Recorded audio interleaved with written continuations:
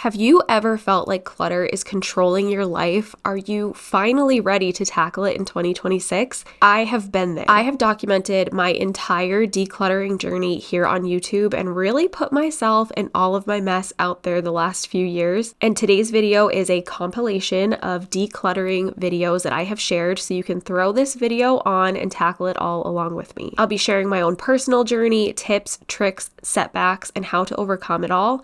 I'm so excited to share this with you. I hope you find it motivating and helpful in your own journey to live a more minimal and simple life. Decluttering is not a one-time thing. These videos were filmed over a 6-month period of time, so it definitely does not happen overnight. It takes time and patience and a lot of self-reflection, but you can do it. So let's just get right into it, and I'd love to hear in the comments what you are decluttering while you have this marathon video on today.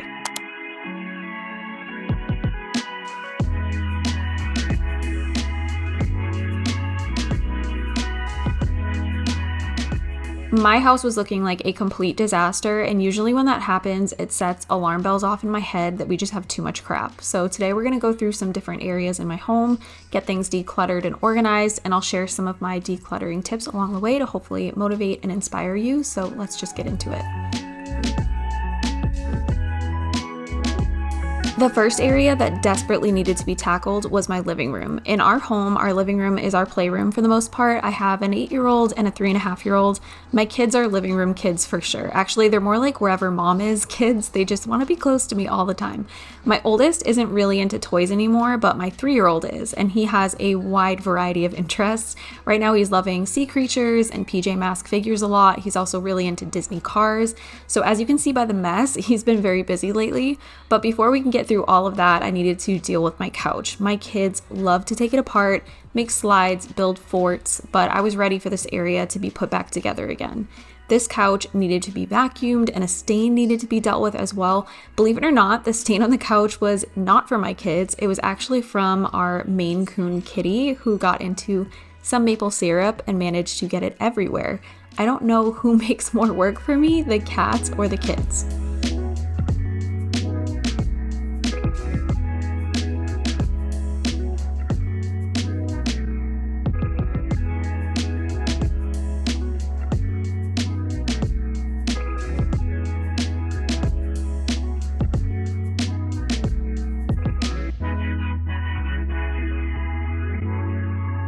We were planning on moving this year, and we had been working on packing our house up for that. Plans have changed. I will be sure to let you guys know what is going on with that once I also have it figured out for myself.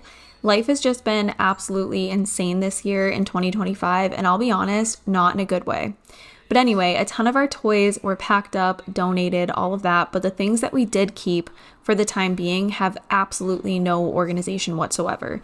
I decided to put them all into categories to make this easier for myself when I'm putting them away and deciding what to get rid of. I had a trash pile going so I could easily throw stuff out when it comes time for that. And then I grabbed a couple of boxes. It's not going to be the most aesthetic way to organize this stuff, but for right now, it works. And I'd rather not go out and spend money on containers that I most definitely already have. They're just packed up somewhere in storage. All that being said, not everything you declutter and organize needs to turn out beautiful. Sometimes you just got to use what you have and remember that any progress is better than doing nothing at all.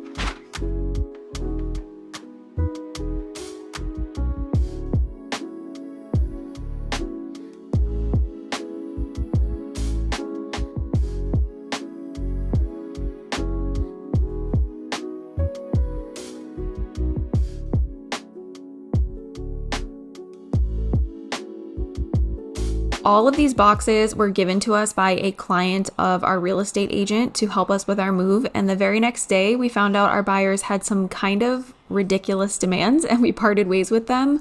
So we don't need these right now, honestly. And they were really annoying me, taking up space in my living room. Since we're all still unsure what the future holds for us with moving and all of that, I am not going to get rid of these, but I am placing them into our finished room in our basement that is empty until we decide what we're going to do.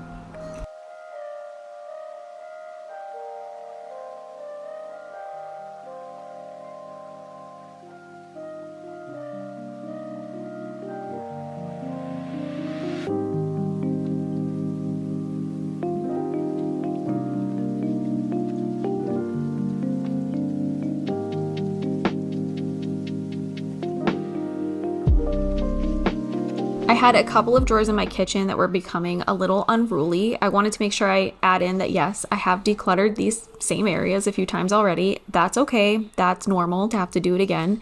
We're not adding more inventory into our home. We haven't purchased new things that have been shoved into these drawers.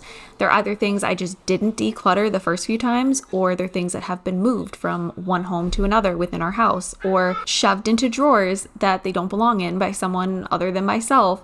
No matter how much you declutter or organize, you will have to revisit areas, and that's totally fine, and it doesn't mean you have failed in any way.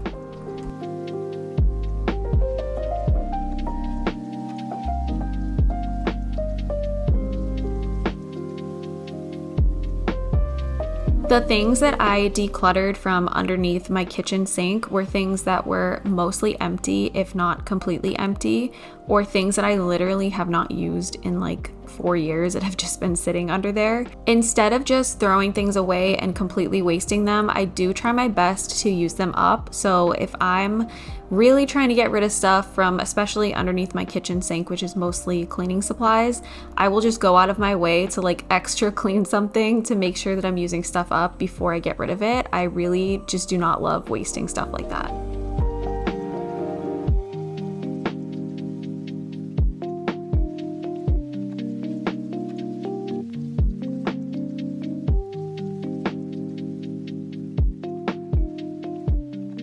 I really do use the majority of the things that are in my baking cabinet. I really do love baking, so I'm not going to get rid of things from this cabinet, but I did have a couple things I wanted to move because I was having a hard time closing this cabinet because there was stuff like poking out of it. So I'm just kind of reorganizing that a little bit. I've already decluttered that cabinet so many times, so it didn't need too much attention, but I did want to make sure that the doors were actually able to shut. But now we're doing a little bit of, I guess you could say consolidating, decluttering in this cabinet here. So as you can tell by my frantic animals, this got them going because I was messing with their food. We store their food in here. So all 4 of them, we literally like live in a jungle in this house. It's crazy. But all 4 of them were going ballistic because they were excited. They thought I was about to feed them.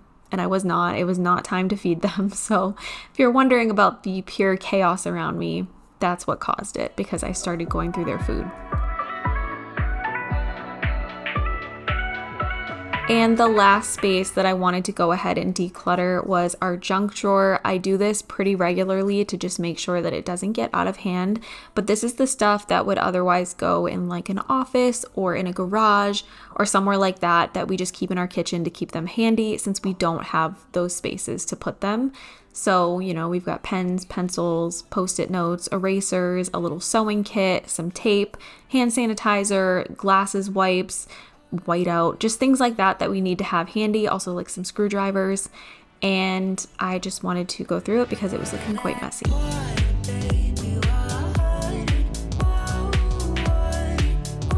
Does anybody else have a Maine Coon? Because this cat is wild. She will eat anything. She just got into the goldfish, as you can see, and they're everywhere. So we're gonna clean that up.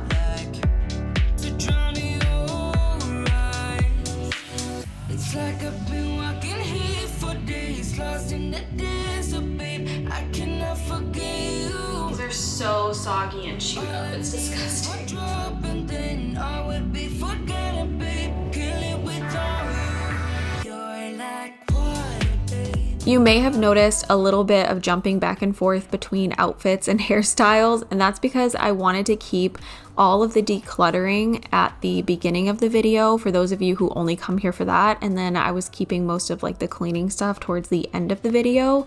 So we'll be spending some time just trying to clean up my house now and kind of flip-flopping between days to keep things interesting. But right now, obviously, I'm doing the dishes after making lunch.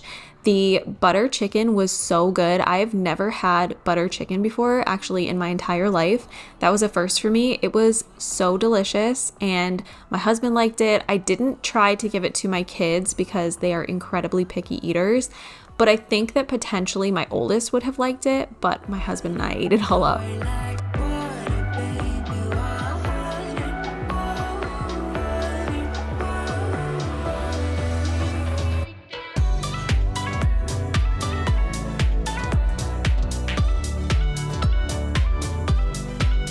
I feel like this is the most obvious tip ever when you're having trouble getting yourself motivated. Like, I guarantee you that probably everybody does this, but in case you don't, something that has really been helping me lately when I've kind of been going through some difficult times in my life, when I'm really having a hard time getting motivated, is putting on music. So I have a Google Home in my kitchen. I will put on, usually it's Taylor Swift, and I'll just shuffle through every single album she's ever put out ever. Or I'll listen to like some Post Malone or something like that, my favorite artists. Sometimes I'll even do like a 90s playlist because that stuff can really get me in the mood to like get moving. But yeah, if you are having a hard time getting motivated, sometimes something as simple as that, trying to make it like an experience instead of just a chore, can just make it a little bit easier for you to go ahead and get started. And usually once I've got started, I feel good and motivated to keep going. Like, you know how they say an object in motion stays in motion and an object at rest stays at rest? I definitely feel like that when it comes to being productive around the house.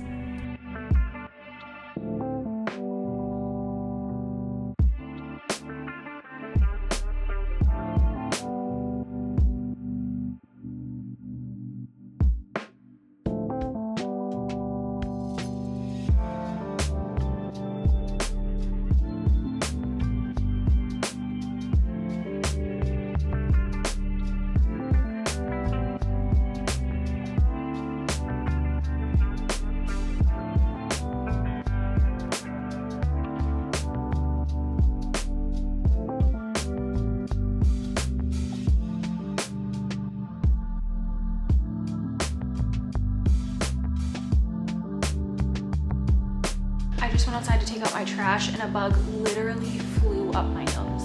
I feel like I can't make this stuff up at this point. The state of my floors was driving me crazy, so I decided to pull out my Tinco wet dry vac so I could get that all cleaned up.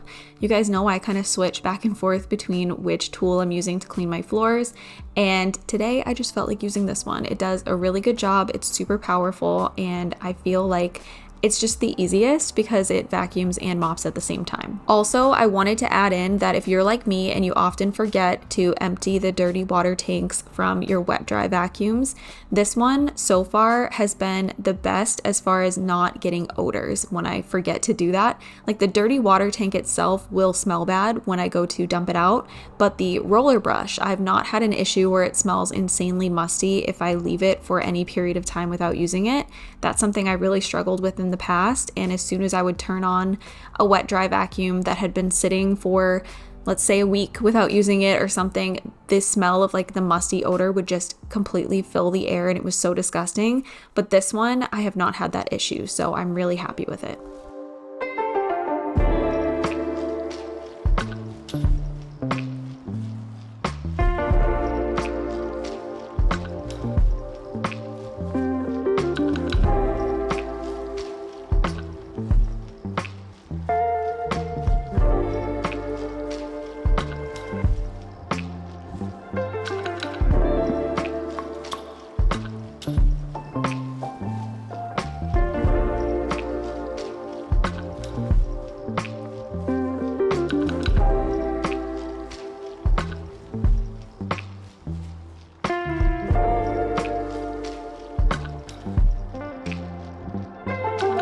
A guy coming over tonight, a contractor, to talk about a possible addition.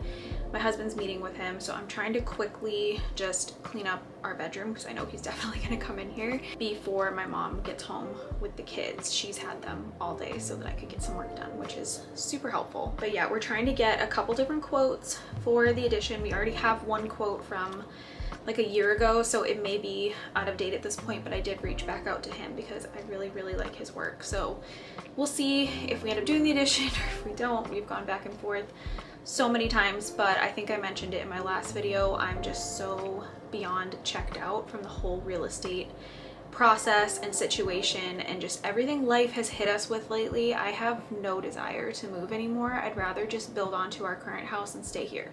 All that being said though, we might need to sage the house to try to get out whatever evil spirits are trying to ruin my life. Laughing, but it's not funny. So anyway, I'm gonna try and tidy up my room before the kids get home, and then when they get back with my mom, we're actually headed to a farmer's market tonight, so that should be fun. So let's close out the day of cleaning with fixing up my... Naturally, one of my cats decided to try to eat something they shouldn't have and throw up on the floor. I unfortunately do not usually get everything done all in one day. I feel like back in the day, I used to be able to do stuff all in one day, like my entire house would be clean and I'd just feel so good about it, but I truly don't have the time that I don't know. I just can't do it anymore. So I'm going to work on cleaning up my room a little bit, and then we're going to skip forward to the next day when I wanted to kind of finish up my room cleaning. And the biggest project that I needed to do was lift up my bed to clean underneath the bed frame. Cleaning underneath my bed frame is so difficult because our room is very tiny, so we can't really move the bed frame to get under it properly. So a lot of the times I'll just lift up the mattress and I'll kind of like clean through the wooden slats that are attached to the bed frame, and it's just not the most efficient or easiest way to get this job done. So I waited for the next day to do this when my husband was going to be home so that he could just hold the bed frame up while I just very quickly try and get this job done. And it was so disgusting. I feel like the camera didn't even really pick up how bad it was. You guys are about to see in a second. Plus I had my oldest in the room and he kept walking right in front of the camera as I was trying to film this. But anyway, it was really bad. My cats, for whatever reason, they only go in our room to throw up. So they will get under the bed frame, throw up under the bed frame. I won't know that they've done that, and it will just sit under there until it dries. It's disgusting. You can see there's like 6 or 7 different spots underneath the bed. So I wanted to get that just completely cleaned and reset. And I will never, ever buy a bed frame that my cats can get under ever again.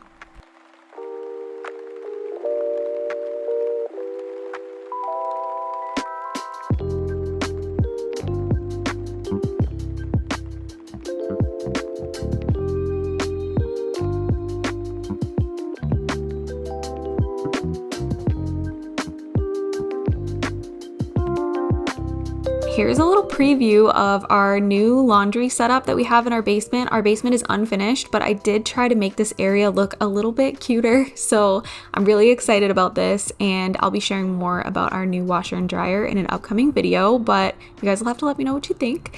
But anyway, now we're going to clean up the floor from all the stuff I had swept out from under the bed. We're going to make the bed quickly, and then I have a couple of other little things I wanted to get done in our room.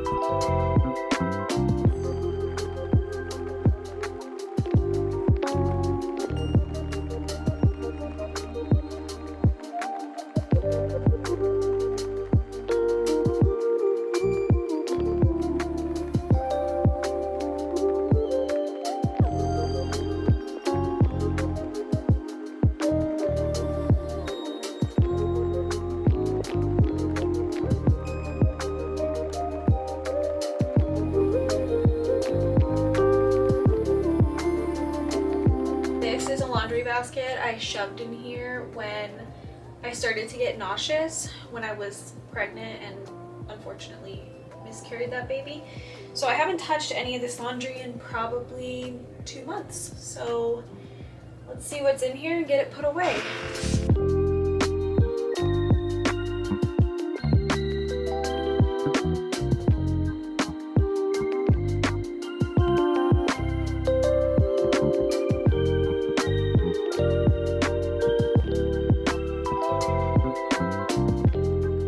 It was pretty bittersweet for me to get this little task done because, as you guys know, I did lose that pregnancy.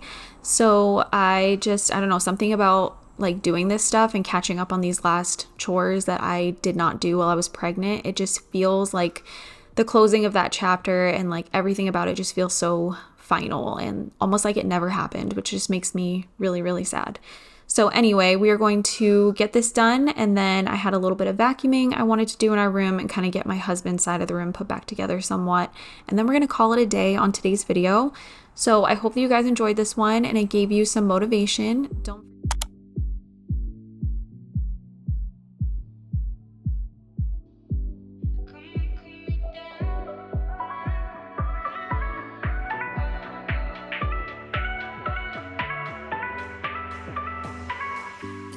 So what actually sparked this declutter video was this PR box I received from FabFitFun and Petite Keep.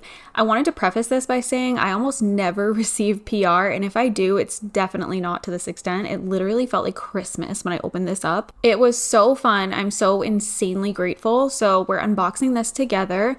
I am obsessed with the keepsake trunk they sent me with my name embroidered on it. Like, I still can't believe that they actually picked me for this and sent this to me. I feel like this is the perfect place for me to store sentimental things that I don't ever plan on decluttering, so I'm thrilled. Opening this PR box though, I was like, oh my gosh, what am I supposed to do with all this? I obviously can't keep everything, so I started with just the unboxing, taking a look at everything, and when I was done doing this, I separated everything into piles, found places for the things I wanted to keep, and I set aside a ton of stuff to donate as well. It feels really good to be able to give away some brand new beauty products to someone else. So today we will be decluttering and organizing. Our lives have been just insane this year, and it's been hard to keep up with not only my house, but also with preventing clutter from building up. Having both kids home with me for the summer, plus some stuff in our personal life, our moving and then not actually moving fiasco, it's been stressful. So I'm kind of on a journey to reclaim my life a little bit right now. This time last year, my house was the cleanest it's ever been, easy to keep up with, the clutter was so minimal, and my mental health was the best it's probably ever been, and I want that back. I'm planning to focus pretty heavily in the next month on establishing routines, taking care of myself physically by eating well and exercising again, and getting my house back on track and organized, since I do think it's going to be a while before this house is either totally renovated or we move. So if you need some motivation for these things as well, I'd love for you to stay for this video and subscribe to my channel for more, and we can figure all of this out together.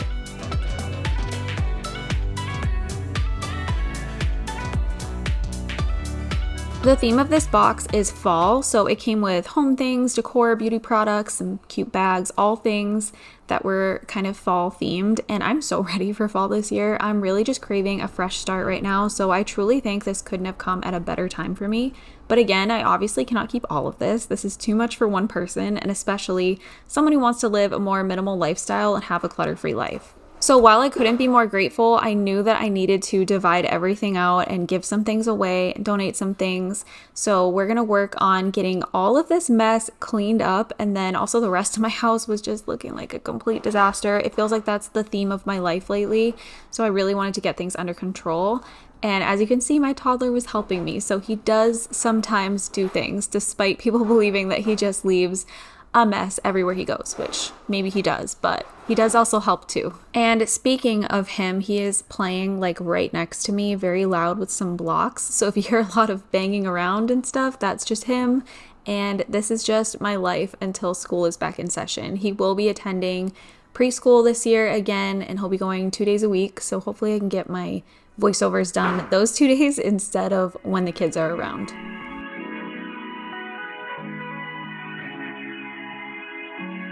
Something kind of random that I wanted to declutter was the crayons. We had like a million broken crayons, and I can't stand that. So I made sure to go through all of the crayons and put back only the ones that were good and not broken. And then we're also just cleaning off this table because there was stuff everywhere. This is my son's toy box, and the lid of it broke recently. So I kind of did like a temporary fix. It may not work forever, but I'm just not ready to get rid of this right now. So I'm going to just try to make it work, and I'm cleaning it out before I go put it away. Later on in this video, we will be doing a little bit of toy organizing just quickly, because right now the toys like really don't have anywhere to go. Everything's just kind of mismatched and all over the place, and it makes it really hard for both me and my toddler to clean up his toys. So I'm going to do just a little bit of organizing, and actually a lot of our toys right now are in storage because we were supposed to be moving and we were planning to just move them from storage to the new house, but I'm going to have to bring some of them back into our home because he's bored. He misses some of his things and I need to like switch some stuff out. So we will be kind of bringing things back into my house from storage slowly over time, since moving is just not in the cards for us right now, which is definitely going to complicate things for us and make organization difficult. And so anyway, I just need to make sure that I'm staying on top of my house the way it is right now before we start bringing some of our stuff back in. If you had told me when I was packing all of that stuff up and putting it in storage that we would not end up moving, I would probably not have believed you, but that's just the cards that life has dealt us. So I just need to figure out a way to fit everything in our small little house and just try so hard to continue decluttering until this small house feels a little bit less overwhelming.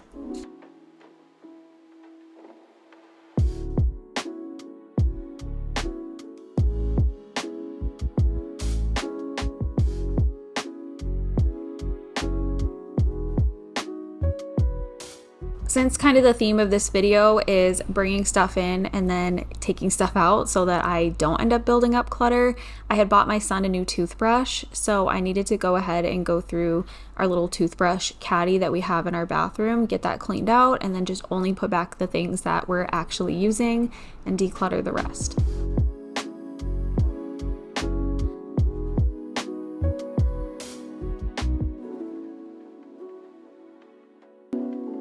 While we're in the bathroom, I wanted to go ahead and declutter this bathroom cabinet. As you can see, we had a lot of stuff just kind of sitting on top here and it drives me crazy. So since I had received that box, I knew I was going to be adding some new makeup into my collection and some new beauty products. So I wanted to go through all of what I currently have to make sure that it doesn't get completely out of control. I tried to at least follow the one in, one out method when I'm putting new things into whatever collection that I have. So for my makeup, I really try to just use everything completely up before I repurchase or try something else. Obviously in this case, that's not going to happen, but I knew that I had some older makeup that I could go ahead and get rid of and replace with some of the new stuff.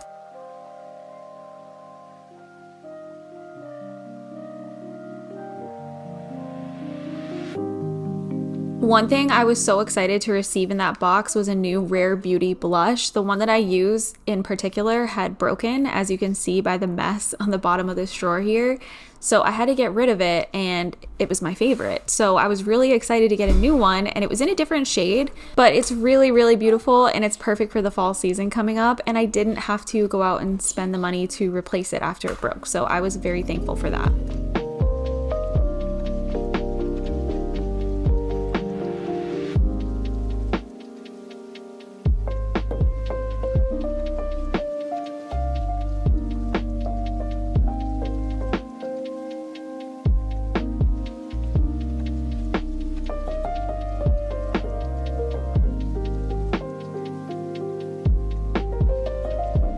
Like I was saying, the dust buildup in this bathroom is insane. It's crazy. So I wanted to clean off the top of this cabinet, get everything put back where it belongs, get rid of all of the trash and everything. And then I did remember that I had a couple of other Ipsy bags that were completely untouched. So I went ahead and went through those to make sure there was nothing in there that I really needed to keep. And then I added those to my donation pile. And now we're going to work on getting my kitchen cleaned up. It just felt like a complete disaster to me, and I wanted to, again, just make sure I had space for some of the things that I received in that box and just get everything put away and where it belongs. And I also apologize for the lighting. It was like raining when I was filming this, so I had to put on the big lights, and that just makes everything look kind of yellow and just funky on camera.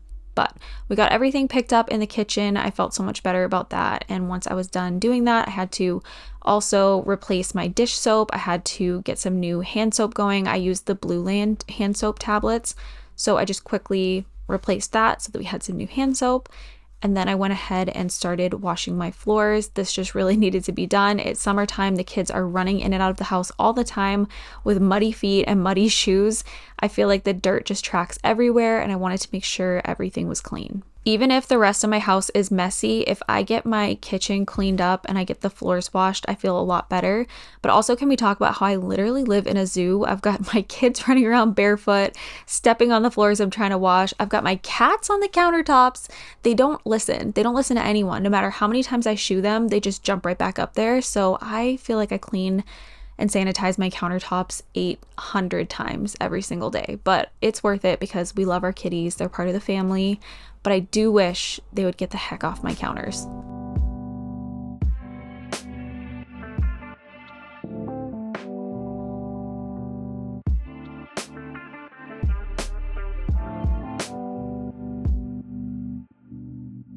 So like I mentioned earlier, I wanted to get some of these toys organized. I feel like it looks like a lot because everything is just flung all over the place, but there's really not that much. Believe it or not, we have so much more currently sitting in storage that was supposed to go to our new house.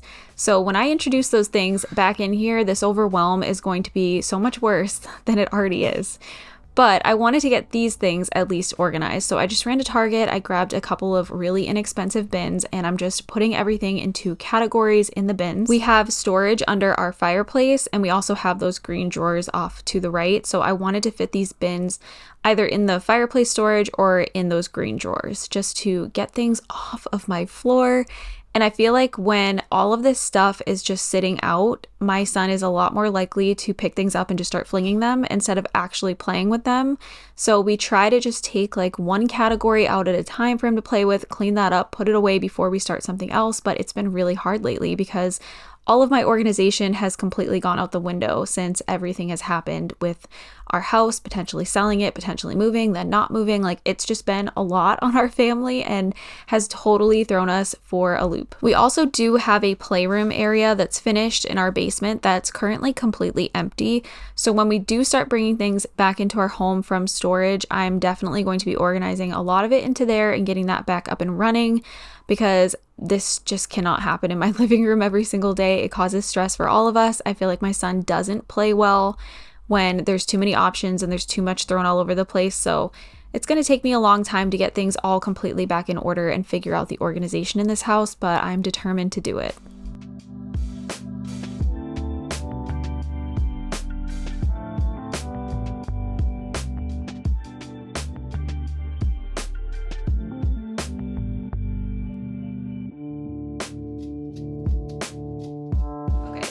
Day, and I think today I'm going to focus on decluttering my pantry and my fridge because I have not done a really good clean or declutter of either space in quite some time. They definitely need it. My plan today was to declutter my oldest son's room, but he is not into that idea today, and I'm not obviously going to force it on him. So we'll wait until a day where he's more ready to do that, but today we're going to focus on the pantry and fridge, so let's do that.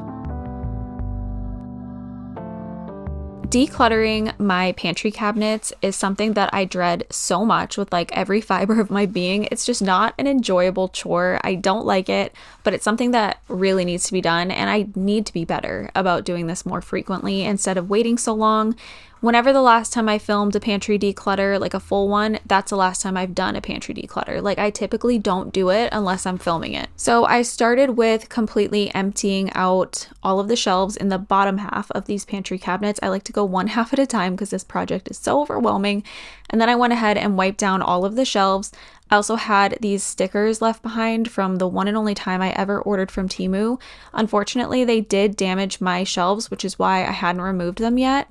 But I finally went ahead and removed them and just accepted the damage because I was sick of everything sticking to them when I tried to put things away in the pantry. Got that taken care of, and now I'm going to go through all of the stuff that I took out. A lot of this is just excess packaging. It's insane how much space the excess packaging takes up. I was able to collect quite a bit of that, and then I also had some empty things that my kids put back empty for whatever reason. So I'm kind of collecting all of the trash and the recycling to one side and getting everything else sorted into their little bins on the other side. One thing that I always dread about filming these pantry videos as well and the fridge declutters is the inevitable comments about food waste and all of that. Just know that we are responsible as we possibly can be. We really try to not overbuy.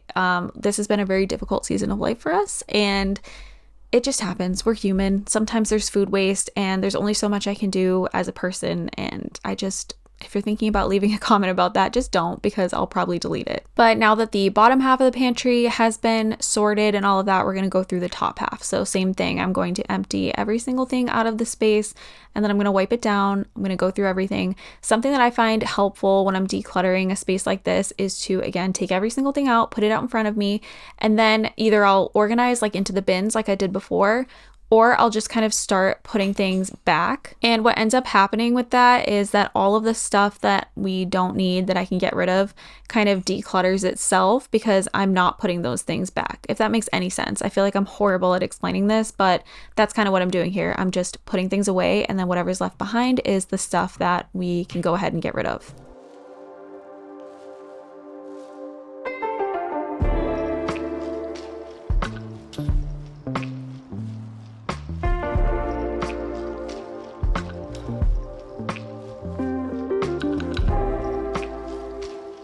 Again, a lot of this is excess packaging, so I'm going to break down all of the recycling. Some of it's moldy bread, some of it is goldfish that my Maine Coon kitty got into. This cat eats everything. She's crazy. Like, if you leave anything out, she'll eat it. If you leave a plastic water bottle out, she'll bite through it and drink the water. Like, she's insane. She's basically like a feral wild animal. I don't even know where she came from, but breaking down all that recycling, getting all that taken care of before we move on to the fridge, which I dread even more than the pantry. I just do not enjoy cleaning my fridge at all. So I'm really hoping that this video is giving you some motivation to get that done if you also feel the same way, because it's the worst. Does anyone else just hate doing that?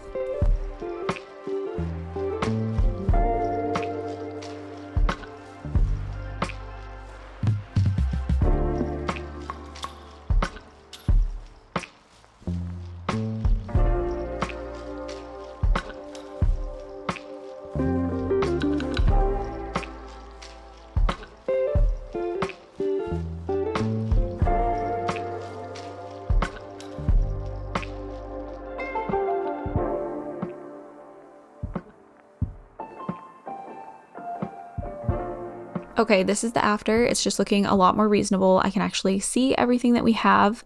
And I actually had to take a quick break because I realized that I had this beach bag sitting in my dining room for quite some time, and it smelled. It smelled like low tide. Like, you know that smell when things from the beach just sit there for a while. So I wanted to take everything out of it and declutter what was in that bag. I knew there was quite a bit of trash and stuff, and then I wanted to get the bag cleaned out. So I went ahead and hosed down all of the beach toys and everything, and got this organized since we were planning to drive down to the beach the next day. I also let everything sit out in the sun to dry, and that helped a lot with the odor. If you ever have like something that stinks and you're trying to get the odor out, I would highly recommend that you try leaving it in the sun for a couple of days.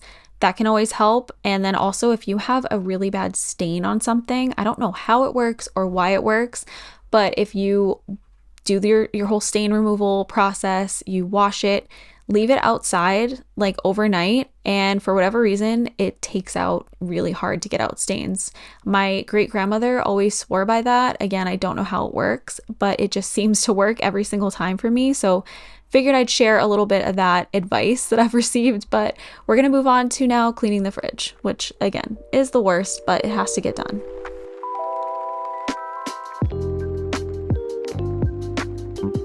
I talked about this in a recent video, but something that I do to motivate myself when I'm really, really struggling to get moving and to do a task that I'm dreading, like cleaning my fridge, I will just put on music and it makes it fun for me. And sometimes I'll even set a timer and I'll be like, okay, I have to finish this in 15 minutes. And when it's like a race against the clock, it feels like a game. Again, it just gets me motivated. So if you are struggling to do a task like this, hopefully one of those two things will help you get it done. And also just remembering that the end result is worth it. I was so disappointed in myself because when I was doing this, both the pantry and the fridge, I found a ton of things that I didn't even know I had that at this point were no longer good, or they were things that I, again, didn't know I had, and then I went out and bought new ones, not knowing that I already had them. So I definitely need to be better about staying on top of this. I feel like I say that every single time and then I never carry through with it. But yeah, it would be nice to not waste anything and to also not waste money buying something that I already have.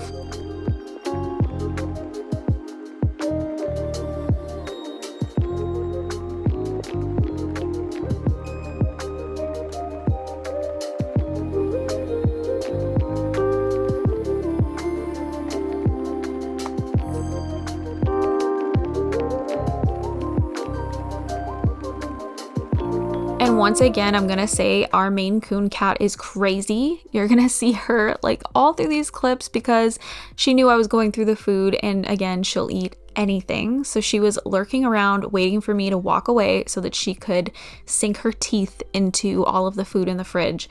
So I had to be very careful and very quick to make sure that she didn't get into anything, but she is literally a wild animal. Like if you're considering getting a Maine Coon, just know that they're crazy. They're amazing. They're so cute, so fluffy. Their personalities are hilarious, but she's also wild.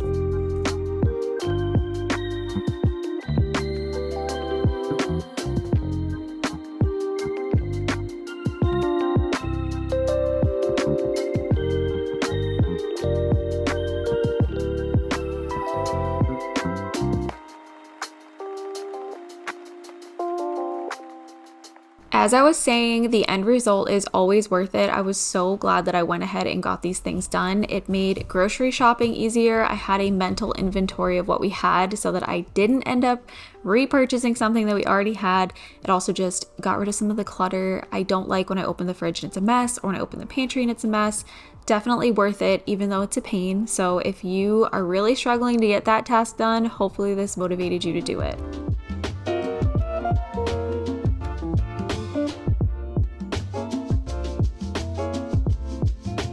Looking a lot better in my fridge, and then I'll show you guys. I also have a big bag of things to donate. I obviously cannot keep everything that gets sent to me, especially because I do try to live a more minimal lifestyle. So opening that package felt very out of my nature because that's a lot of stuff that I'm bringing into my house. But this bag came with the PR package. I'm gonna donate this along with all of these brand new unopened products.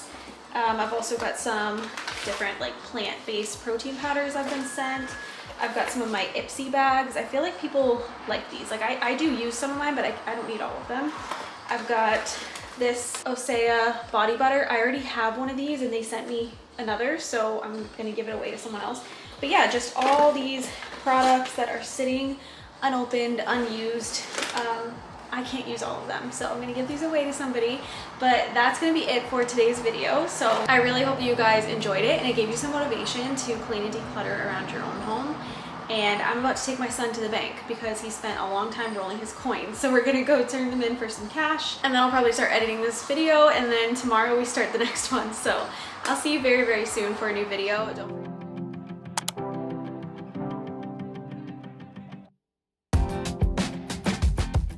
All right, here we go again. This is the day I decided that enough is enough. The mess in my house was impacting my mental health on a daily basis. I decided I wasn't going to make any more excuses for why I wasn't dealing with it all. I needed to begin the process once again of going through my house room by room and drawer by drawer to make sure I am not carrying around clutter that we don't need, and make sure we have space for the things that we do need to be put back. It's amazing once you've gone through this process how the threshold for how much clutter you can handle changes. We have significantly less stuff in our house than we've ever had before, and yet it still feels like too much. I want to feel peace in my home. I want everything I own to serve a purpose. And most importantly, I want my home to be easy to tidy on a daily basis so that I don't feel that paralyzing overwhelm that makes you unable to even start cleaning. Then the mess gets worse and worse until you realize it's been months since you've truly picked up. Again, enough is enough. So let's declutter my house today together and talk all things living more simply and not falling into the clutter traps. The kitchen is the heart of the home for most of us. It is the space that gets messy the fastest. Our family spends a majority of our time in the kitchen or living room, and we all have had a bad habit of putting things down instead of away. It literally takes just a couple of things on the counters to make the entire room appear to be a cluttered mess.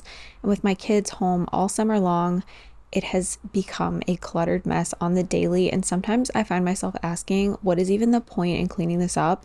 It's going to be a mess again as soon as I turn my back. The actual cabinets in here are fine for the most part. It's the surfaces that we struggle with, but I needed to tackle that before I could start deep diving into other spaces around my home. We have had a whirlwind of a year. If you've not been following along, we started off our year house hunting. We were putting in offer after offer and not getting any of the houses that we tried for. We eventually decided to just start packing anything we didn't need on a daily basis or felt that we could live without for a short period of time. We packed up to make our lives easier when it came time to move. So all my seasonal decor, at least half my wardrobe, organization systems and containers, kitchen appliances and things, toys, they're all currently sitting in a storage unit. Long story short, we did not end up moving because our lives kind of imploded. That's where we started off our summer. We've been in survival mode this entire year, especially this summer. And seeing our house a mess like this, knowing that we have an entire storage unit filled with stuff that will eventually have to come back here, sends me into a spiral. It's going to be a while before we start kind of bringing things back. I need to get what we currently have in order before I even consider it. And I know once I start opening those boxes and really thinking about the fact that we haven't used any of that stuff in months, I will likely donate a lot of what's over there, but still, this needs to be dealt with first.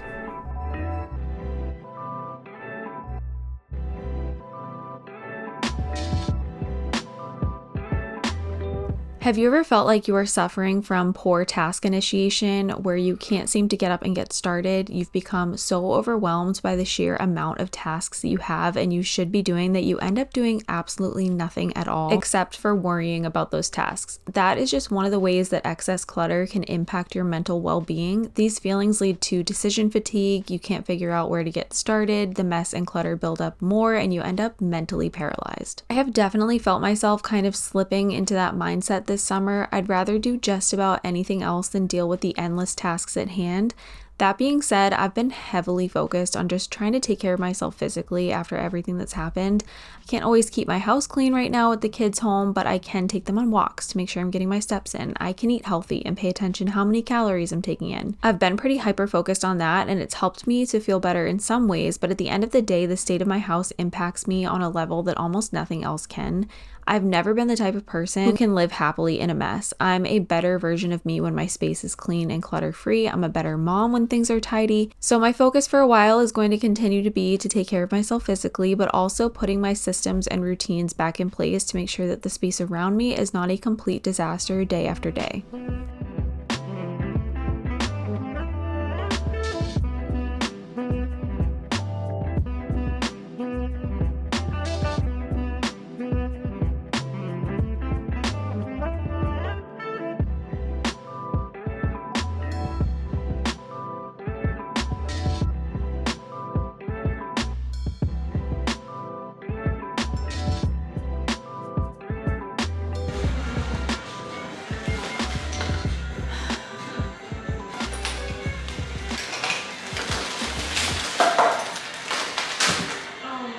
I could not believe it when I opened up this suitcase and found what I found in here. My kids were playing about a week before with the suitcases. They were calling them cars and telling me they were packing for a trip. I didn't think much of it. I was just happy that they weren't fighting. Turns out they had emptied almost every snack out of the pantry and stuffed them into this little suitcase. Luckily, a lot of it was still sealed up in its package, but some of it was not. I had been wondering why it seemed they were eating their snacks faster than usual, and my husband had even asked me if I'd thrown away one of his spices.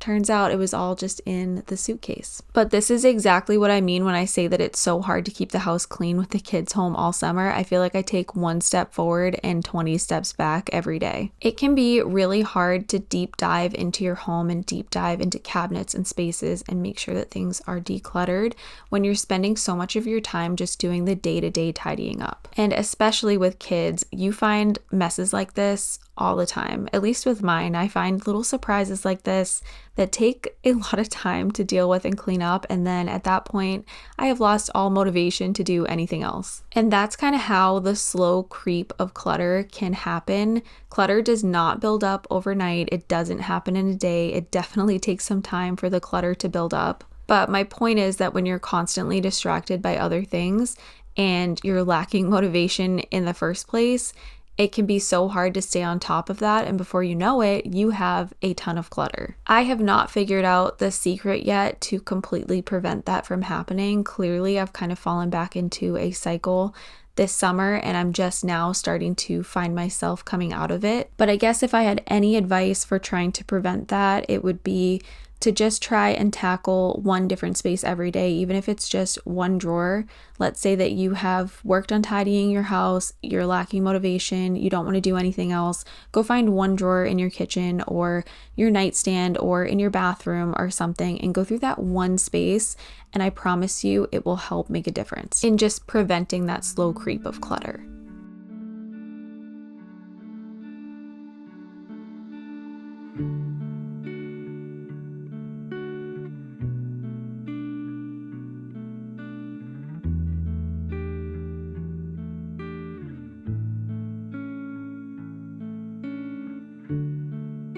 Jumping into the declutter today, we're starting off with our entry closet. This space is always a mess. My husband wears like 5 or 6 different pairs of shoes every day, so he's constantly in and out of here. The kids are constantly in and out of here. This is one of those areas that I really have to take a deep breath and remember it's not forever. Someday I won't only have this tiny entry closet to keep all of our stuff in. Someday I'll have more space for these things.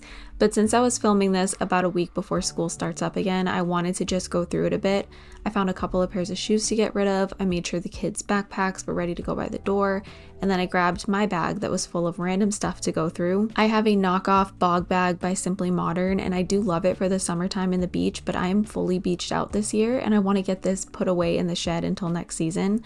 I had not only beach stuff, sunscreen, beach toys, but also trash, some returns I never made. Unfortunately, some random things that I kind of just shoved in there because I didn't know where else to put them.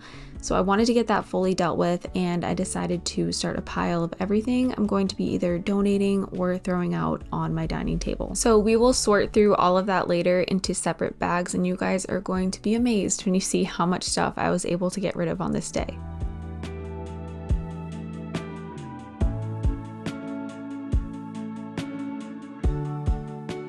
And here's the after. I feel like there's always more work to be done in this space, but for now it does function and it looks a little bit better. So I'm glad that I got this done.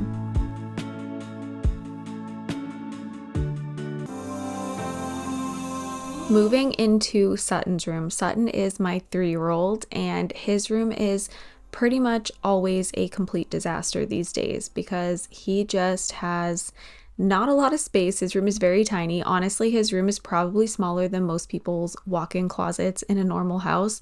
His room is just very tiny. So if anything is out of place, the entire room looks like a complete disaster. So I started off by stripping his bed so that I could wash his bedding, picking up all of his dirty laundry that was thrown in the corner of the room, and now we're going to go through his dresser. You guys know this space is such a catch-all for me. If I'm running around doing a bunch of things and I find something that belongs in his room, I'll just bring it in his room and just throw it onto the dresser from the doorway and then move on with my day. And then before I know it, I have so much stuff sitting on his dresser and I end up with that decision fatigue. I don't know where to start. I look at it, it's overwhelming. I don't want to deal with it. I just worry about it instead of actually taking care of it. And I would love to try and eliminate that problem by actually putting things away instead of just putting them down like I was saying earlier. But I think one thing that might help me is to get rid of this changing table topper. We don't use this anymore. He is fully potty trained. We haven't used it in a while, but I just kept it in there because I know eventually I want to make over his room and I want him to have more of a big boy space. But until we have more clarity on our situation moving forward, I don't really want to do that right this second. So I just decided to go ahead and get rid of the changing table topper now, and hopefully that helps just prevent me from throwing things on top of it. The next thing that I wanted to do was go through all of the little toys and try to get all the things that get mixed up back where they belong. So I'm sorting all of his mini Disney cars into one container and then sorting all of his color changing Disney cars into another container, and then putting away all the other things that didn't belong or throwing them in the trash or donating them or whatever.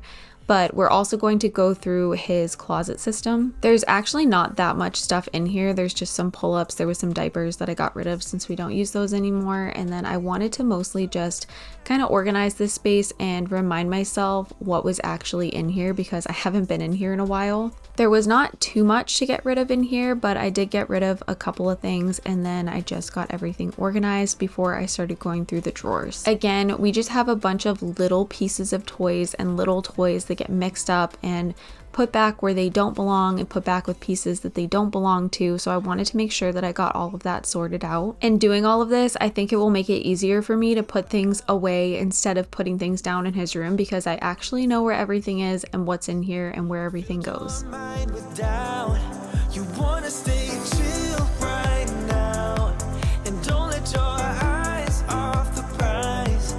It simply took me one day of doing all this decluttering to feel like I'm fully back on the bandwagon. Like, for a while, I've been kind of back and forth about really staying on top of being clutter free and all of that. I definitely went through a little bit of a phase this past summer where I was spending some money again. And honestly, that all ties back to mental health because I was going through so much. We all have setbacks, and that's okay. I would still say that my spending era that I went through this summer was not nearly as bad as spending eras I've gone through in the past. I honestly didn't collect that much stuff, but I was buying myself some good quality pieces that would make me feel a little bit better after everything that happened. But I am ready to jump back on the bandwagon of living a more clutter-free life and not falling into consumerism and all of that. Just this one day of focus and dedication to going through my house just made me feel so much better and reminded me why I did all of this in the first place. So I feel so ready to continue to tackle my house.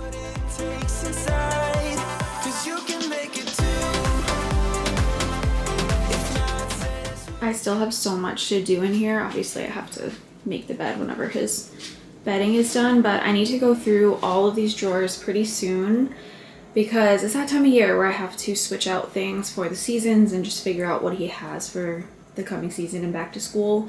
For him is in about 2 weeks from when I'm filming this, so I need to get that done. I need to deal with this laundry, and then I have drawers of different size clothing that I need to go through, and also what the heck is this?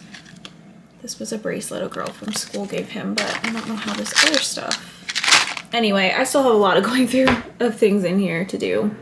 I have all of my kids' like clothing that no longer fits them sorted in bins from size newborn all the way up to I think 5T.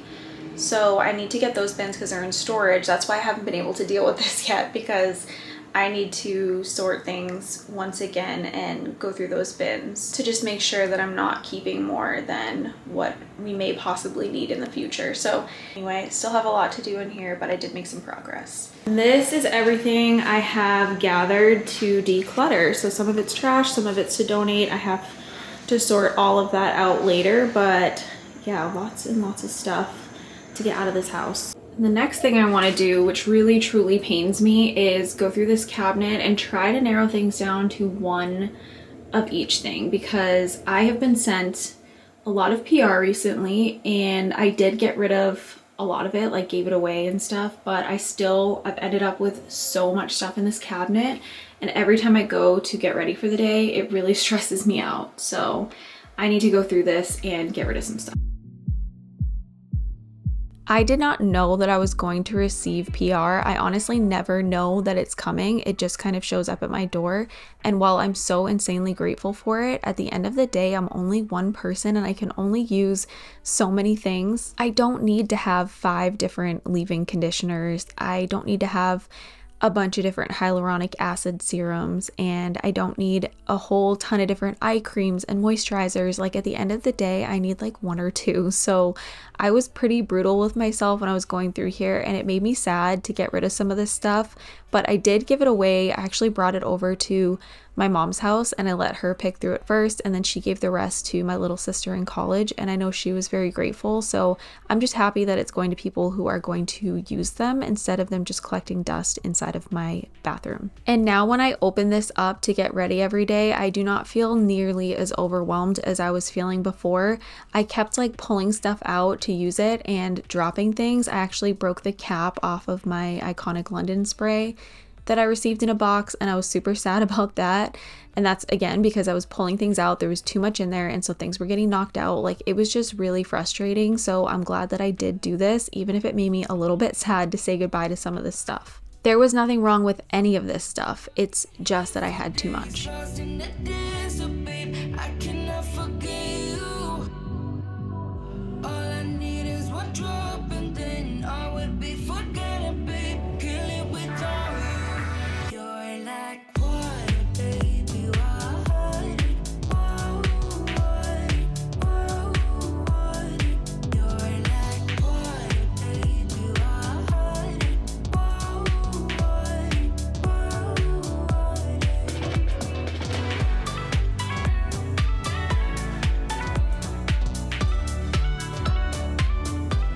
And now we're going to do some sorting of everything. So first I'm going through and collecting trash. These are things that I just do not feel good about donating or giving away to anyone else, or they are simply just trash. So we're going to do that first, and then I grabbed a separate bag so that I could put all of the donations into that one. Once we finish sorting all of this out, I get everything to donate loaded up into my car. I get the trash put outside, and I feel a million times lighter and better that I was able to get some stuff out of my house. I decided after that I wanted to put a couple of things away into my keepsake box. This was something that I received from FabFitFun and Petite Keep. They did like a collab together and they sent me a beautiful box full of stuff, but the box, I wasn't really sure what to do with it, but I've started putting some kind of like sentimental things in there that I know I would never declutter. Something that has been really heavy on me this summer has been the loss of a pregnancy at 13 weeks, and I've been keeping the ultrasound photos on the fridge. I've had a couple of little things I had bought for the baby prior to this happening, and I just decided it was time for me to take those things down and put them away, not because I want to forget, but because I just can't stand the constant reminder of what could have been and what it should have been. And I think that the sadness I've been feeling surrounding all of that has really been a big reason why I've been struggling this summer with mental health and also just keeping my space tidy. So we're going to end off this video on kind of closing that chapter and starting to try to work on healing moving forward. Thank you all so much for watching, and I hope I'll see you again for another video very soon.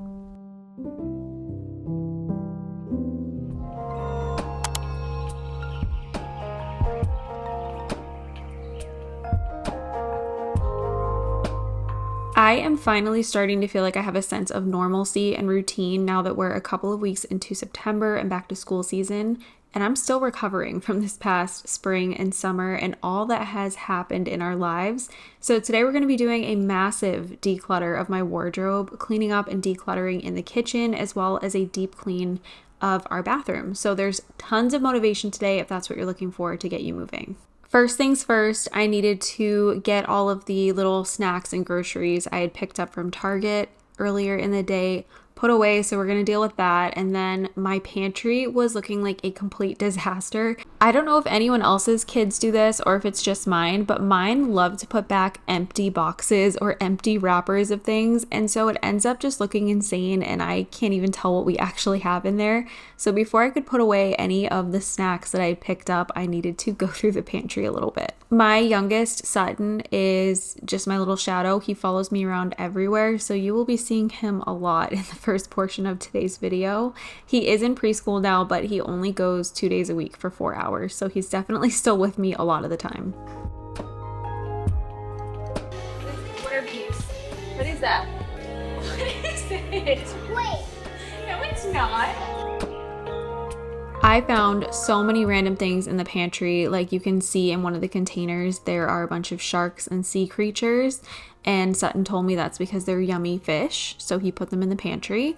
And then I also had a bunch of spaghetti, just uncooked spaghetti shoved into some of the containers with their food in it. So one of them must have done that. And then whatever I was picking up, they were like these little red things. He was telling me that they were grapes, and they were definitely not grapes. So I don't know, but these kids are a disaster, and they definitely keep things interesting, that's for sure. But we're not going to do a full declutter of the pantry today. It doesn't really need that, but it definitely did need to be gone through a little bit, especially in the kids' snack area, which now you guys can see why.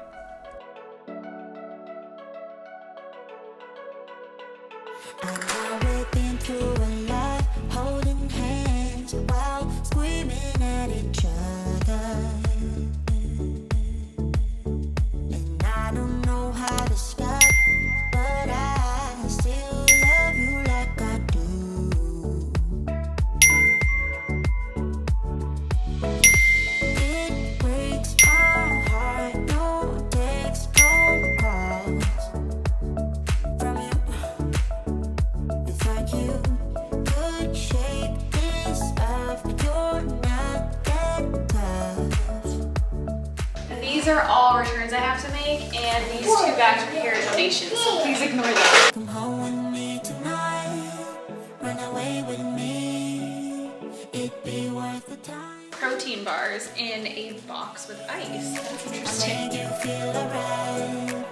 I will literally let him do anything if it means that I get some peace while I try to get stuff done. That is the cat's water bowl that he's playing with right now. So don't worry, I'll be sure to clean it before I refill it for the cats.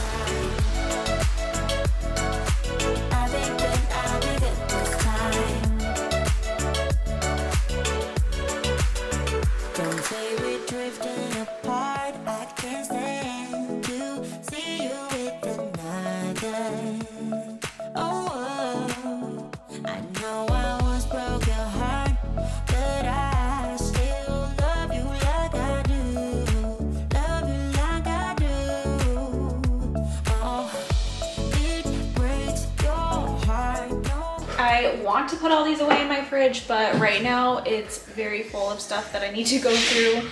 Leftovers that probably need to be thrown away. So as soon as I do that, then we will deal with this.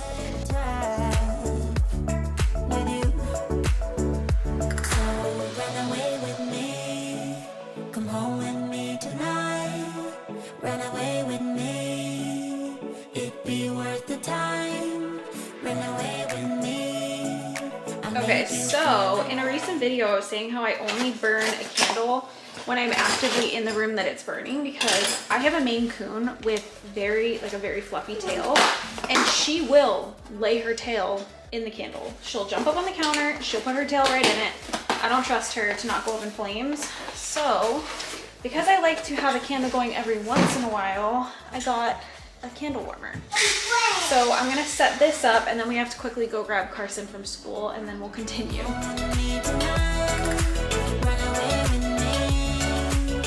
This candle warmer is seriously awesome. I can't believe it took me so long to go ahead and make the purchase, because I think it was under $20 the day that I bought it. And it's like a life changer. I am not a huge candle person. I've talked about this a billion times. I usually buy like one candle per season just to kind of put me in the spirit of whatever season that may be. And I try to get the ones that are like soy or maybe a little bit better for you, but I just don't really like having a ton of artificial fragrances going in my home. They give me headaches, they get my sinuses going. I'm pretty sure they're not good for you. So I try to be cautious of it, but I do love like the ambiance of having this candle warmer, like the warm light and everything. Oh my goodness, I love it. It's so nice. So if you have been on the fence about buying one of those, definitely just go ahead and do it. I'll try to remember to link mine in my description box down below.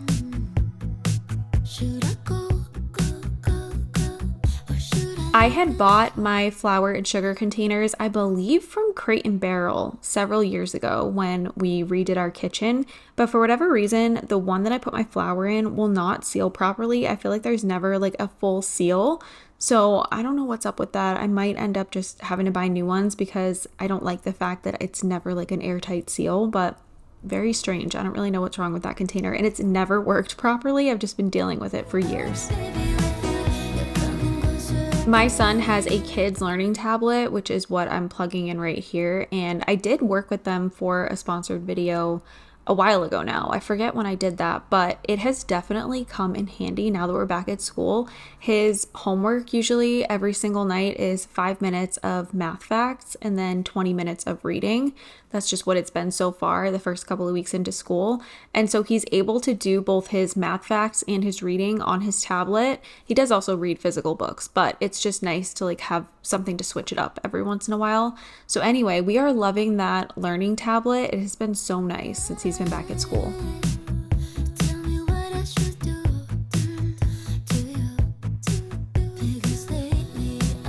It was one of those days where I was just behind on so many things. So in order for me to accomplish one task, I had to go ahead and get something else done first.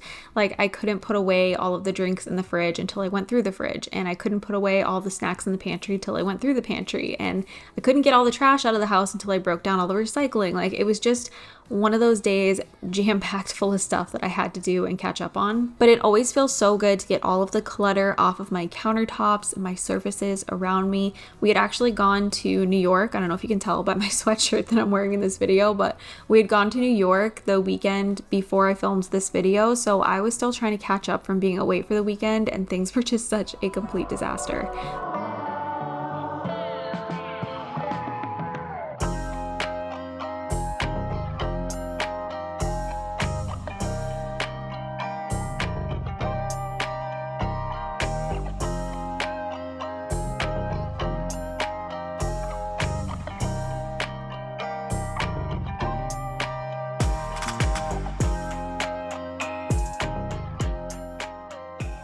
guys are gonna be so disappointed in me, but this cabinet's really bad again. Oh my gosh.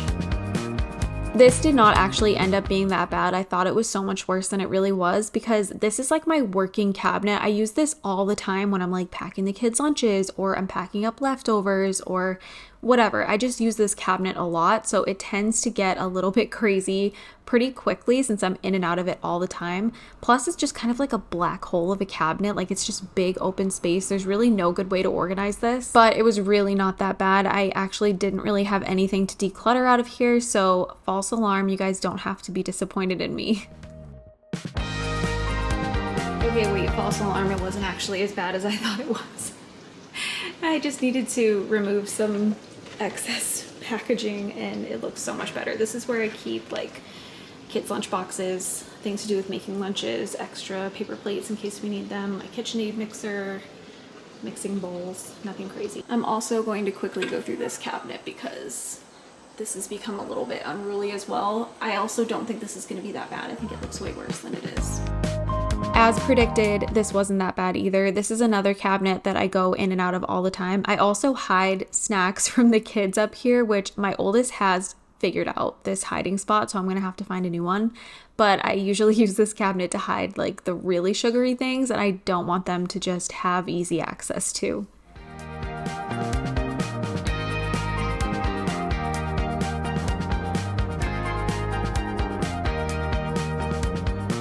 Okay, and now we're moving on to a task that I dread more than any other task in my life.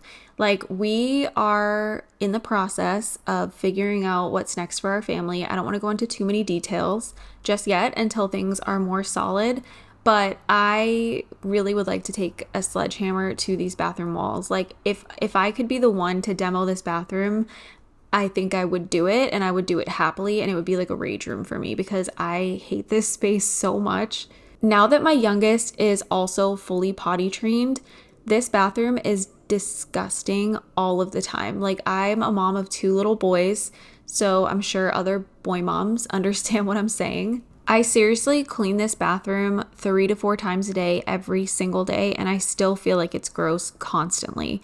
So I was feeling pretty fed up on this day in particular, and I wanted to really try my hardest to deep clean the bathroom and make it smell nice. I have had a hard time figuring out the source of the smell because this bathroom seriously just reeks like pee. It just stinks so bad. So I was just doing everything in my power to try and combat that smell and clean everything in here as much as I possibly could in hopes that the smell would go away. There are some stains on the baseboard behind the toilet, so I think that we'll probably have to rip that out and replace it, but just knowing like our plans moving forward, it kind of feels pointless to do renovations in the bathroom right now, so I'm not really sure exactly what I'm going to do about that, but I'm wondering if those stains they could be water stains because the kids spill water out of the bath when they're in there, or it could be pee stains because it's right behind the toilet. I really don't know, but I just really want to try and get the nasty smell out of this bathroom. But it's just hard knowing that likely at some point in the future, this bathroom's going to be completely gutted down to the studs anyway.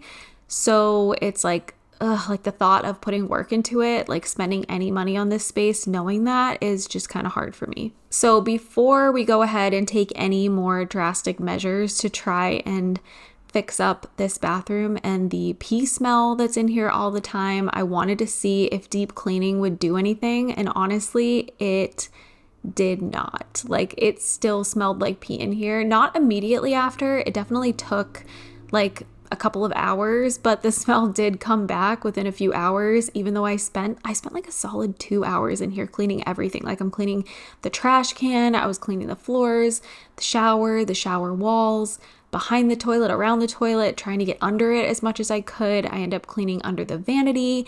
I cleaned the vanity, the mirror, like the walls where the toilet paper is and the towels are hung, like the baseboards. I seriously cleaned like every square inch of this bathroom as much as I possibly could, and it's still stinky in here. So unfortunately, we probably are gonna have to take, like I said, a little bit more drastic measures and try like ripping out baseboard behind the toilet and seeing if that makes a difference or whatever. But Yeah, I cannot wait until the day that I get to witness this bathroom get torn down into the studs because, oh, it's just like the bane of my existence. And having to share this one bathroom with all four of us is not easy. It's really hard. I am so eagerly looking forward to the day that I have my own space in my bathroom and I don't have to share it with the entire family. I think that it would be one thing if we had a bigger bathroom and we were all sharing it, but this bathroom is so cramped, so tiny. I just cannot wait for the day that this is not our only bathroom.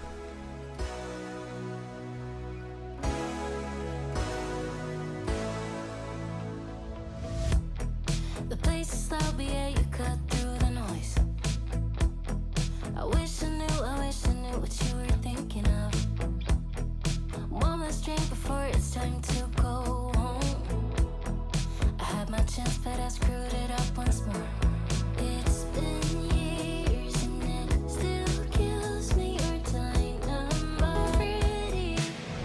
Hold on, darling, don't let me down.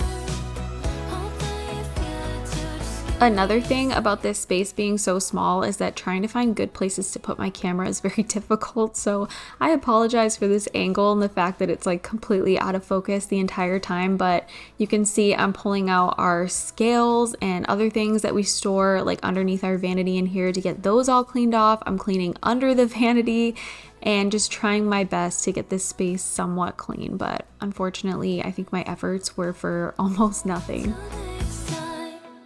Lost in the crowd, but yeah, you drown out the sound. I wish I knew what you were thinking about. Is this thing in my head? Not to sound like I'm ungrateful and I'm just complaining and complaining and complaining, but this bathroom really is just the bane of my existence. I can't help myself. I'm so grateful that we have a roof over our heads and we have a warm shower and we have a bathroom and we have these things. I feel very fortunate in those ways, but I can definitely still complain about my space without being an ungrateful person. All that being said, I am very much looking forward to having glass shower doors at some point. I feel like because our shower curtain is right next to our toilet, it's just so not sanitary. Again, I have two little boys, so I'm sure you can get where I'm going with all of that, but I just feel like the closeness and proximity between my toilet and my shower curtain is gross. So it'll be nice not only to have to not deal with like changing out a shower curtain and changing out the shower curtain liner and just the difficulty that comes along with that, but also I think it will just be a lot more sanitary when we have glass shower doors and not a shower curtain right next to a toilet.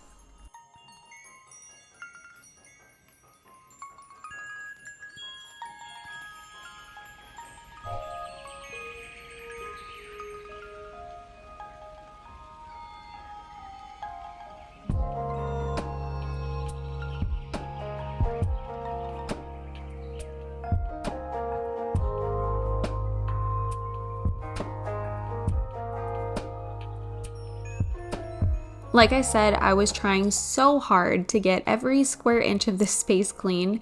So we're also going to be cleaning off the vanity and everything around the vanity. And then I'll go around and kind of wipe down some of the walls and the baseboards as well, just in an attempt to get all the dust, grime, and stinky pee smells out of this bathroom. But if any of my fellow boy moms have any advice for how I can get this bathroom under control as a mom of two boys, please, like if you have a cleaning product recommendation or you just have any sort of idea at all on how to make this situation a little bit better while we're currently living in it, that would be so helpful.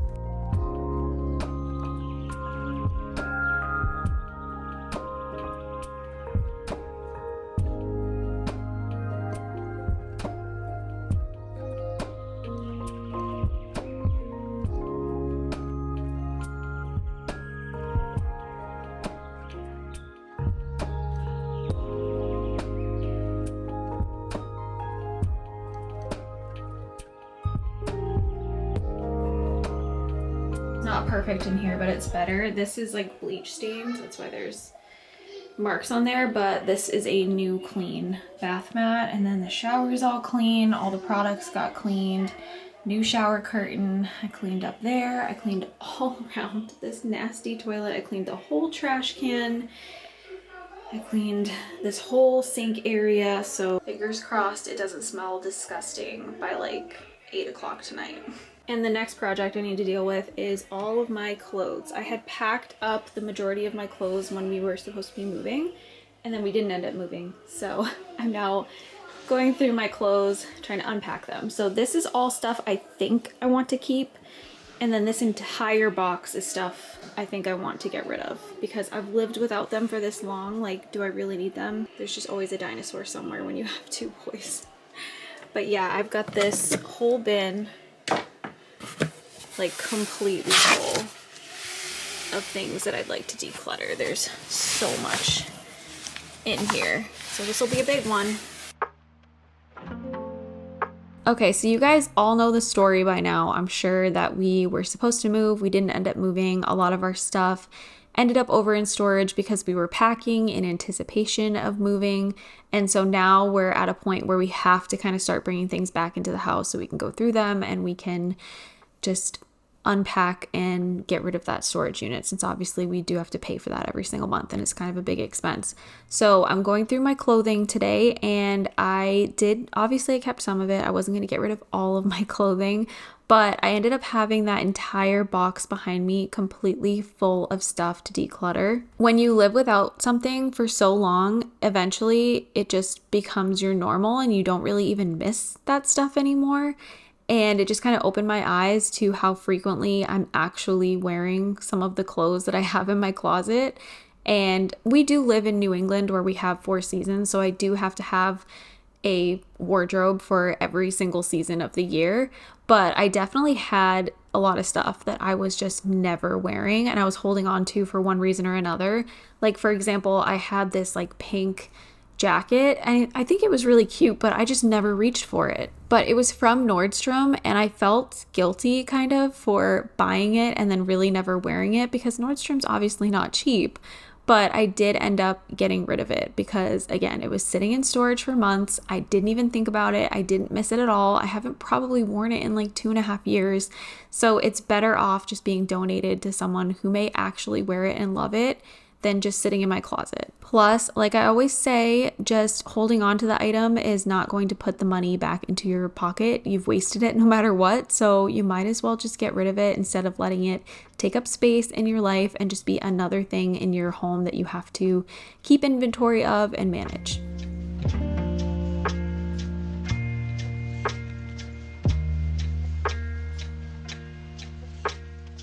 I decided to just kind of organize my clothes a little bit better, so I folded it in the filing method before putting it away. Now that there's more in there, I do need to fold in the filing method, otherwise I won't be able to see what I have and it's just like too difficult trying to get dressed every day. So now that I've brought back some inventory from storage, I just wanted to make sure that my drawers were functional again. I also did go ahead and get rid of a couple of pairs of jeans. I have the worst time with jeans ever since like skinny jeans went out of style. I just have such a hard time finding jeans that fit my body type and look right on me.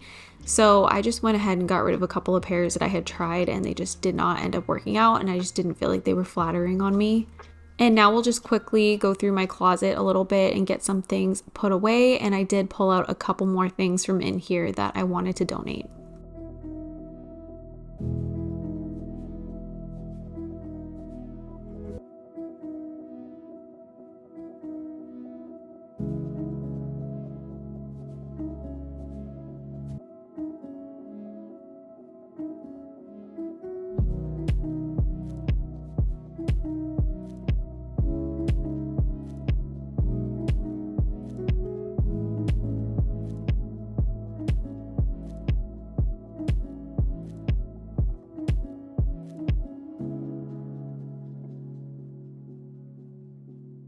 This bin is all the things that I'm going to donate, so I'm putting all of that into trash bags. I ended up filling up 2 trash bags and they were so heavy, but I'm really happy to have these out of my house. There will be a lot more decluttering where this came from as we go to our storage unit and take things out of it. So if you're not already subscribed, definitely be sure to do that. But that's going to be it for me today. I really hope you guys enjoyed this video and that it gave you some motivation or just a friend to hang out with while you're getting things done. But I will see you again next week for another one. This and this are getting donated. These are so heavy. My hands are literally shaking. It's about to be a big one.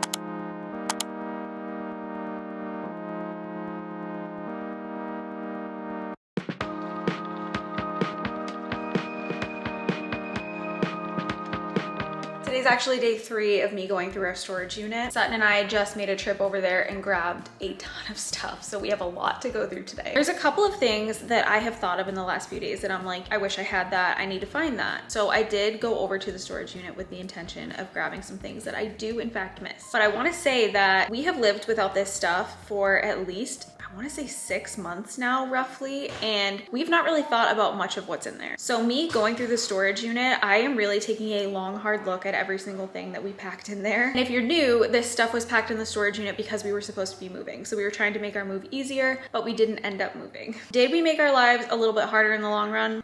Yes. But life got crazy and it just is what it is. But now we're going to deal with it. I'm going through every single thing that we have put into our storage unit today. Like I said, today we're on day 3. I've already filmed 2 days of going through the storage unit. So this should be a good long decluttering video, but it's probably going to take me multiple parts to go through everything that's in there because there is a lot. But I think where I'm going with all of this is that we've lived without this stuff for so long now that we probably don't need the majority of it. So I'm really combing through everything that we've put into the storage unit and making a really hard decision about whether or not we truly need it. So something has to be really special in order for me to keep it, but I am looking forward to just getting this storage unit emptied out, getting our lives kind of put back together, living normal life for a little bit, and then taking the next steps, whatever that may be. But yeah, let's get into it. This is gonna be a big declutter today. This was very much an impromptu project for me. I kind of just had this spark and I decided I wanted to get storage emptied out entirely. When we packed this stuff, I decluttered as I went. I was trying to go into it with the mindset of, do I want to bring this to a brand new house? Would I buy this again for a brand new house? And if something didn't make the cut, I didn't pack it. I donated or tossed it. But then we went months and months without needing any of this, and I had a feeling this was going to happen, but I realized I needed to declutter again. If I haven't needed any of this in months, what makes me think I'm going to need it now? So with each box that I unpacked, I was even more ruthless than the last time that I went through all of this. The first few containers and boxes I grabbed had toys in them. Toys can be hard for me to get rid of because I feel a sense of guilt, but after having these toys packed up for so long and my kids not asking me for things, it took that guilt away because I knew they likely weren't missing any of it and probably forgot some of it existed. Plus, I do find that having a smaller collection of toys, my kids play better. And with Christmas season right around the corner, I know they'll not only get some new things and we just don't need all of this, but also there are families out there relying on donations in order to give their kids some new toys for the holidays. So it's a good time to get all of this out of my house before they start looking for stuff for their children. I also grabbed a bin of 4T clothes since that will be my youngest next size. Again, when I packed all of this clothing up, I decluttered it, but going through it again now, I got rid of even more before even putting any of this away into his drawers. My threshold for clutter has really evolved over time, and I just find myself less and less emotionally attached to items over time. My kids' clothes used to be a hard one for me to go through. That's another thing I've really overcome just with time, and I'm able to donate so much more now. When they've outgrown something, I used to hold on to everything, not even just like the special outfits, but every tiny sock, every plain onesie, every hat, even if they've never even worn it. If you're struggling with something similar, I want to encourage you that eventually getting rid of those things does get easier. You have to start slow and start with the items that aren't sentimental and really work your way up from there. It takes time and patience and a lot of self-reflection, but if you're really wanting to simplify your life, declutter your home, and have less stuff, you will get there even when it comes to the harder items to part with. Another thing that was important to me through this declutter process was to make sure I actually had places for the items I was choosing to bring back in. This makes emptying out the storage unit slower, but the last thing I wanted to do was end up in a position where my house was out of control and once again full of clutter when I'm actually trying to do the opposite. So as soon as I went through the bin of 4T clothes, I made sure to also go through his drawers and his closet and declutter the things that no longer fit or are out of season to make sure I have room for the next size up, and I got that stuff immediately put away. So you'll kind of noticed throughout this video that we will go through a couple boxes, we'll start putting things away, we'll start decluttering the spaces I'm putting things away. This has just been a huge project for me, and there's just so many different levels to going through the storage unit than just going through things and bringing them back into my house. We have been living without this stuff for so long now that some of it just doesn't have a place anymore. My desire for a peaceful and clean space is a lot stronger than my desire to just own things for the sake of owning them. And if I think things are going to impact my peace and make it harder for me to keep my home clean, then I'm going to get rid of them. Glassware, hostware, this stuff is challenging for me. I don't have a huge collection of these items and I want to keep them. I don't host things super often, but I have a few nice pieces that I use when I do. My biggest issue is storage. I typically store these things in our corner cabinet in our kitchen, which once again is going to need to be reworked in order to add some things back in. I think I need to potentially reconfigure a couple cabinets in my kitchen. I think I'm not using my space as efficiently as I could be, but I now understand why China cabinets are a thing. Maybe I need to get one of those. All that being said though, I did get rid of a couple of things from both of these boxes. Alright guys, we haven't been in this room in a very long time, so the rug is pretty bad just from the cats and not vacuuming it for a long time. Also, one of my cats chose this as like her laying spot, so there's fur everywhere. And then this disaster. So all these boxes were given to us by a woman who had just moved. At the time, we were supposed to be moving, and then obviously that didn't end up happening. So now we just have all these boxes in here. So I'm going to take on the task today of breaking all of them down to recycle. My goal is to just get this room functional again so we can use it like a playroom. This was quite the undertaking. There were boxes inside of boxes, just so many things. And the person that we got this from must really like wine because there were so many wine boxes in here. I was really putting off doing this for a while because we still weren't exactly sure what we were going to be doing moving forward as far as like moving and all of that. But I do actually have an official update for you guys about all of that. I'm not sure if it's already up or if that video is going to be going up next. Sometimes my videos will go up just a little bit out of order depending on sponsors and approvals and all of that. So if it is up, I'll link it, but if it's not, then that should be coming next. It'll be nice when that is out there and I can kind of freely talk about our next steps, but I was just trying to be a little bit more private about it, I guess, until things were a little bit more official. And while they're not 100% official, like something could still happen, we are on the right track for next steps. So I'm excited to give you guys that update very soon, if it's not up already. While we're on the topic of breaking down all of these boxes, I wanted to mention that yes, I do recycle and yes, I do donate as much as possible. I always get those questions when I post videos titled like throwing everything away. That's just the name of the series, like getting rid of it all, throwing everything out. That's just what I call these videos, but I'm not actually throwing everything into the trash. That would be insane. So rest assured, I make sure to donate and recycle as much as possible, and all of these boxes were recycled. While it would obviously be easier to just fill up a dumpster with all of this stuff, I think it's important to make sure that I'm donating and recycling. I take so many trips to the donation center. I feel like I practically live there now.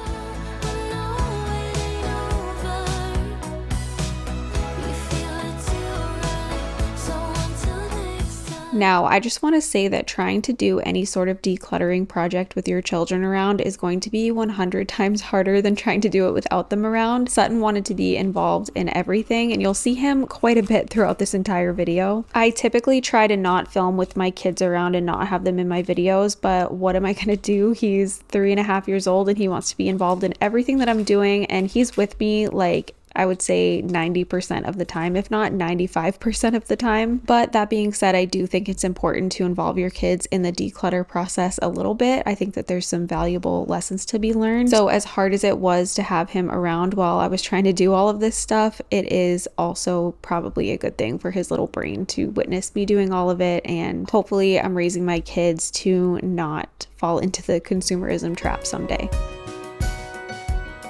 I did not have high hopes for this area rug given how bad it looked. I thought that it was probably not salvageable, to be honest, but I'm using my new Eureka corded vacuum in here. I worked with them on a video pretty recently. This vacuum is seriously amazing, especially considering the price. Like, this price point is awesome and the vacuum's so powerful, and it completely changed this area rug. It looked so much better after just running over it with this vacuum. There's a couple of stains I'll have to work on whenever I get my Bissell Pet Pro back from my mom, but overall this vacuum is amazing. And also watch how it cleans up the cat fur on the couch as well. It's crazy. So if you're looking for a really good affordable option, this vacuum is definitely a good one. And I know that it's not like a cordless vacuum and everyone seems to prefer those these days, but sometimes you just gotta have a corded vacuum. Sometimes they're just a little bit better, more powerful, and you don't have to worry about a dead battery. But back to my toddler being with me all the time. He is with me right now, so if you hear a lot of rattling and noises in the background, that is why.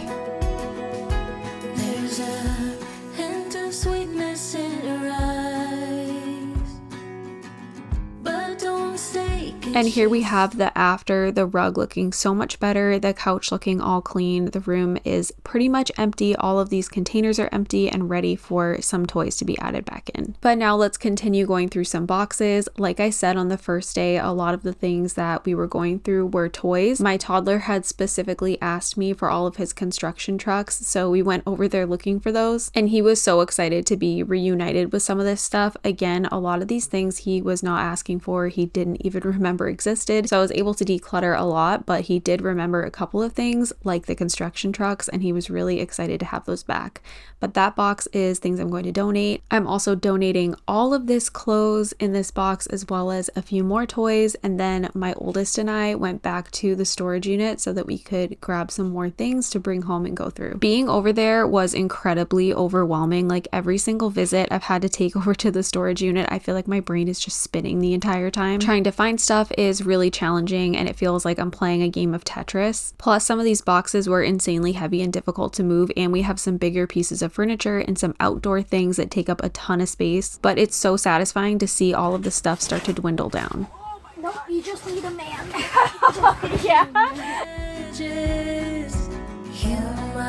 And this is where we were at the end of the first day. It really does not look much better at all, but you will see some improvement by the end of this video. I can only fit so much in my car, and also I can only fit so much in my house. So we're taking this just a little bit at a time. It's a slow process, but it's definitely worth it.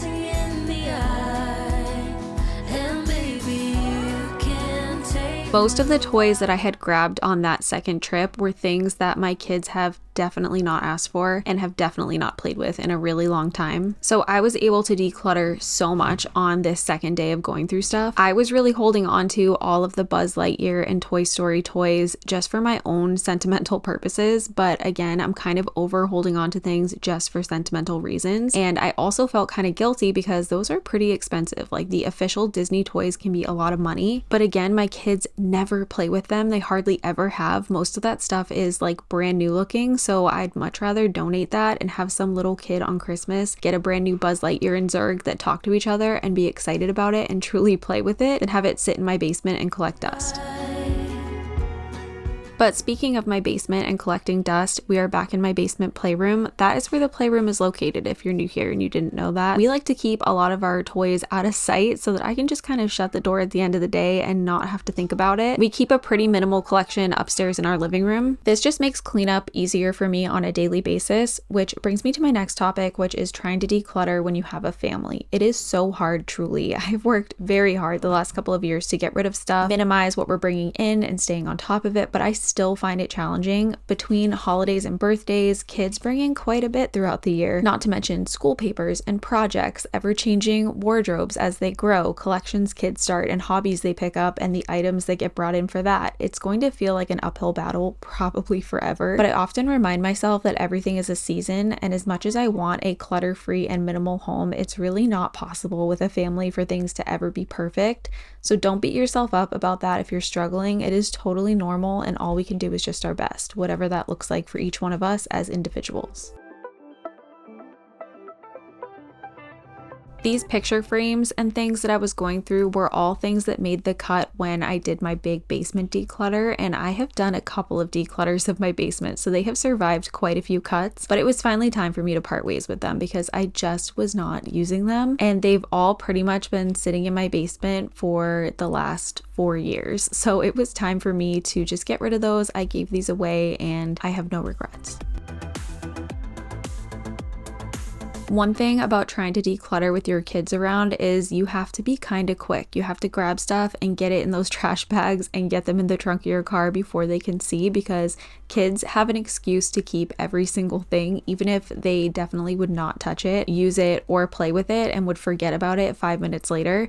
So I wanted to make sure that I was staying on top of getting things into trash bags and getting them into my car before my son had a chance to notice what I was doing. Plus, the more stuff I have around me and the more clutter I see around me, I tend to get more and more overwhelmed, and sometimes I can hit a point where I just want to do nothing at all because I don't even know where to begin. So I have to stay on top of just regularly making sure I'm getting this stuff actually out of my house instead of just letting it collect in a pile in the corner.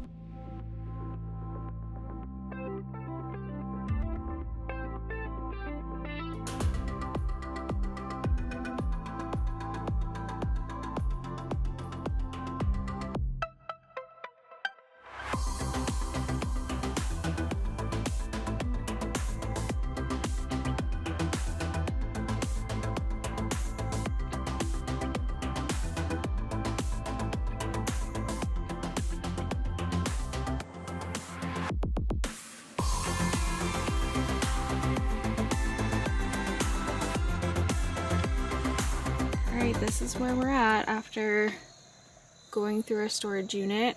Days like 1 and 1.5. We have 3 full bags, full trash bags. Some of it's clothes, most of it's toys. We just had so many toys and my kids just weren't playing with them. And then we have some kitchen stuff, we have some rope shelves. I have a bunch of like containers and things that I wasn't using, but a full trunk of stuff to get rid of.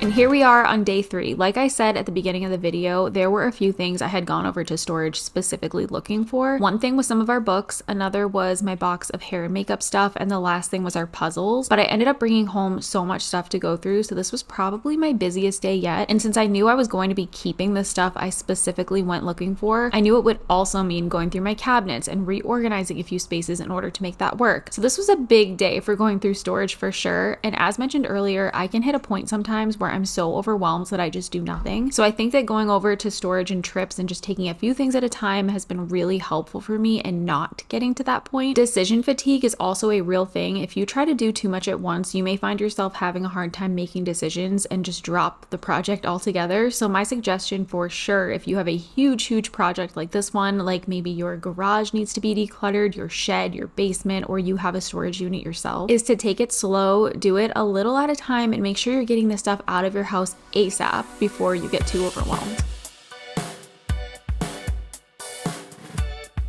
I was surprised to find another box of my clothes. I thought I had already brought all of those back over and gone through them, but there was another one, and this one had a bunch of sweaters in it. I did end up decluttering a huge chunk of what was in here. I only kept a couple of things, so that felt really good. And now we're gonna go through my hair and makeup stuff, which this box was a complete disaster. There was so much in here, and I have enough razor replacements that I could probably never buy one again for the rest of my entire life. So you'll see me kind of struggling to organize all of those. Now, actually, the reason why I wanted to grab my box of hair and makeup stuff was because I wanted my eyelash serum that I had put in here, and obviously there's a lot more in here than just eyelash serum. So I'm gonna kind of go through all of this stuff, lay it out next to me. I tried to organize all of those razor heads, like I said, but the good majority of this I did end up getting rid of. I brought a lot of it into my bathroom so that I could kind of look at it against what I already have and also reorganize my bathroom cabinet a little bit just to make sure that I had the space to store some of the things that I wanted to keep. But again, the only thing in this box that I truly missed and was looking for was my eyelash serum. So I kept trying to remind myself of that as I was going through this stuff, because it can definitely be tempting to keep more than what I thought I needed. And once I saw everything, I was like, oh wait, I remember this. Oh wait, I remember that. And do I need this? And maybe I missed that, but I ended up being pretty brutal with myself about getting rid of stuff. So I did kind of a preliminary go through of everything in here and just got rid of the things things that I initially felt like I wasn't going to keep, and then I did bring the other stuff into my bathroom, which you guys will see later on when we declutter those spaces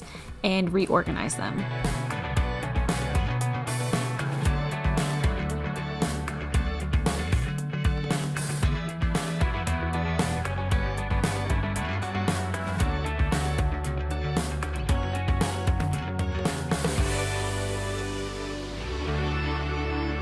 This bin is a perfect example of how sometimes you forget that things exist and you realize that you never needed them and you don't need them. So if this bin had just gone poof and disappeared from my storage unit, I never would have realized that any of this stuff was gone. So I'm not really sure what I was thinking when I packed this up and put it in storage. If I even was the one who packed this up, this may have been my husband because he was doing stuff as well, but I did declutter everything that was in that bin. I was watching a video of my friend Lauren Midgley the other day, and she was decluttering a closet, and I really liked one of the tips that she shared.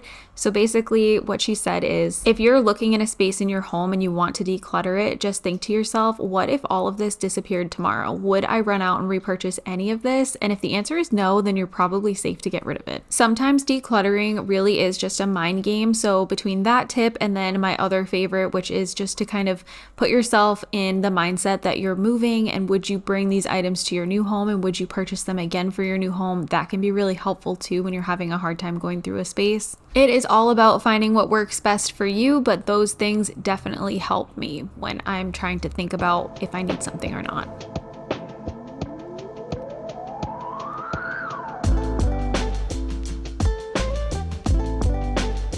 And once again, like I said earlier, I start to get really overwhelmed when I see a lot of visual clutter around me. So I wanted to start collecting everything into bags to put them in the trunk of my car and bring them to donate or throw them in a trash bag. I did end up collecting one bag of trash this day, but for the most part, I was able to donate most everything I decluttered from my storage unit, and I feel really good about that. When I went through my basement, I ended up with a ton of trash because we had a rodent issue at one point. There's a lot of creepy crawlies down there. Some of the stuff was just so dusty and disgusting that it was not salvageable. And I hated that feeling of throwing stuff away like that. So it felt really good that a lot of this stuff I was able to just go ahead and donate. And I know that it's probably not going to go to waste. But I definitely felt like I was not going to be able to continue working on this day unless I got all of this cardboard broken down and all of the stuff out of my house and out of my sight. Plus, I needed to reorganize all of my kids' craft supplies, and I had all of this stuff piled right up in front of the cabinet where I store that, so I really had no choice but to make sure that this got taken care of before I moved on to anything else.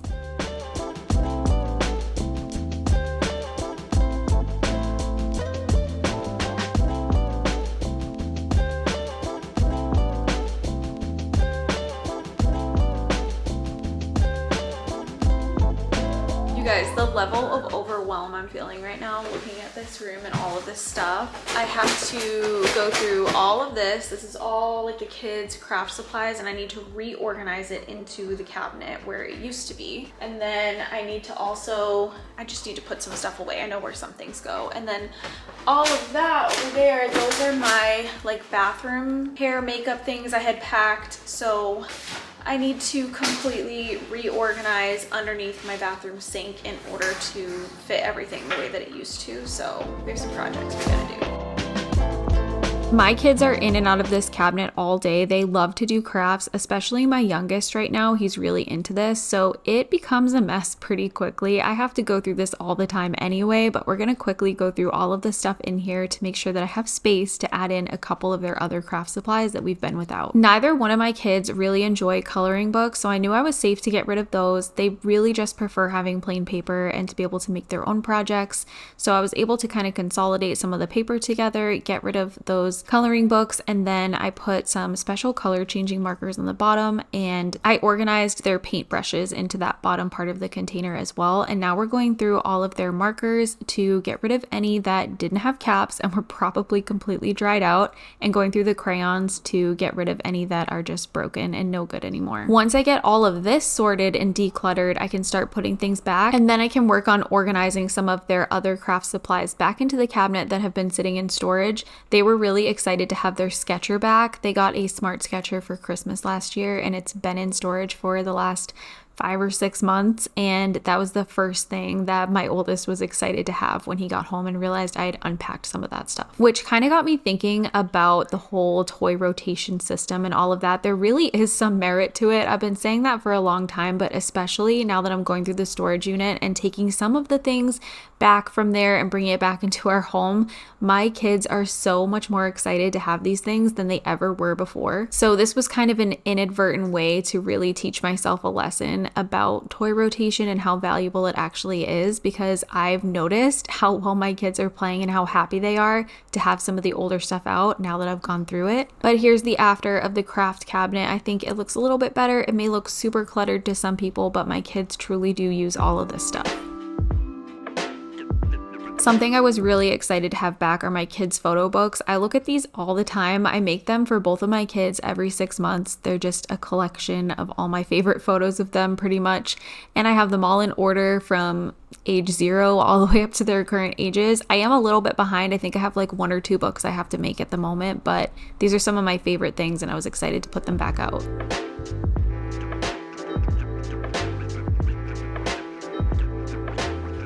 Okay, moving into the bathroom. This area was so freaking unorganized. It had been bothering me a lot. So I'm excited to get this under control. I started by just decluttering one side of the cabinet, taking everything out of it. Now I'm going through the drawers. I actually really don't like these drawers that I have in here because they have a tendency to just slip out and fall out and spill everywhere if you're not careful.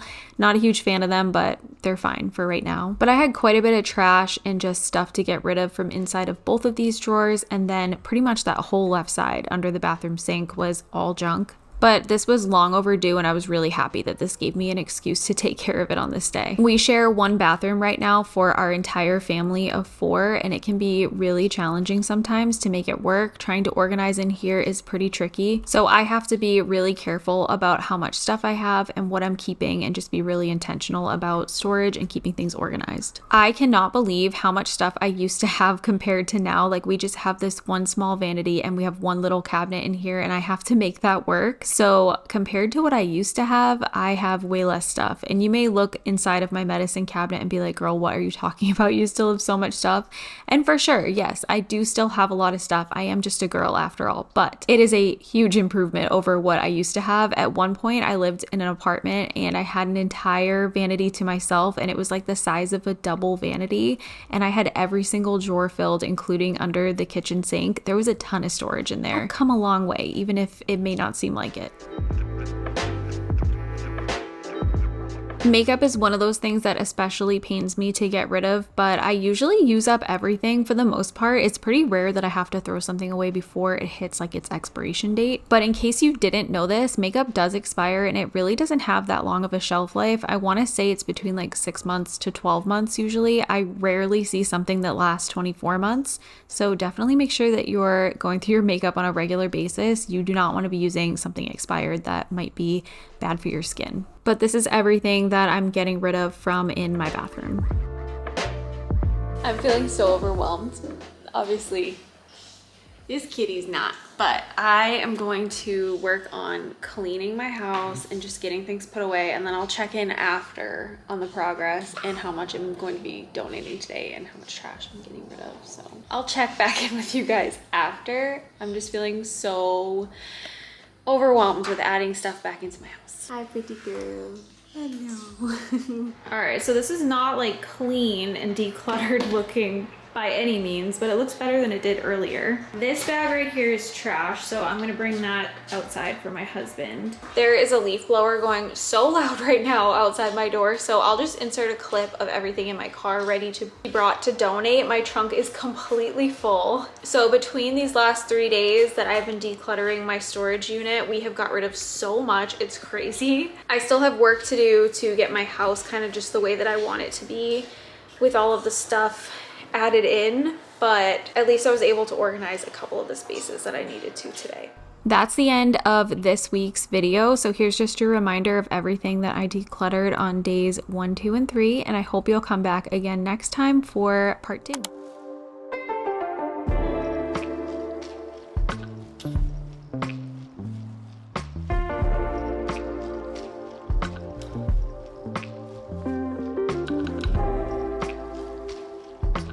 I have a couple hours without the kids, so I need to get some stuff done. First thing I want to do is drop off donations to the donation center. My trunk is currently completely full, and then I need to run over to storage to first of all grab a couple of things to go through, but second, there's some things I'm looking for. First thing is our winter jackets, because I woke up this morning and it was 36 degrees outside. My house was so cold. It's the first day I've had to turn on the heat this year, so I need to run over and grab our warm jackets. But the other thing that I need is my school photo backdrop. So every single year, I don't know if you guys know this, but I take a school photo of my youngest so that I have like a matching photo on the wall, like of both my kids. So I take like a fake school photo at home. So I need to go find that backdrop so I can take that. It is one of my favorite things to do. Like the picture turns out so adorable every year. So I'm excited for that. But anyway, let's go get the donations dropped off. Okay, and obviously I'm gonna be a showgirl on the way there. This song is so good.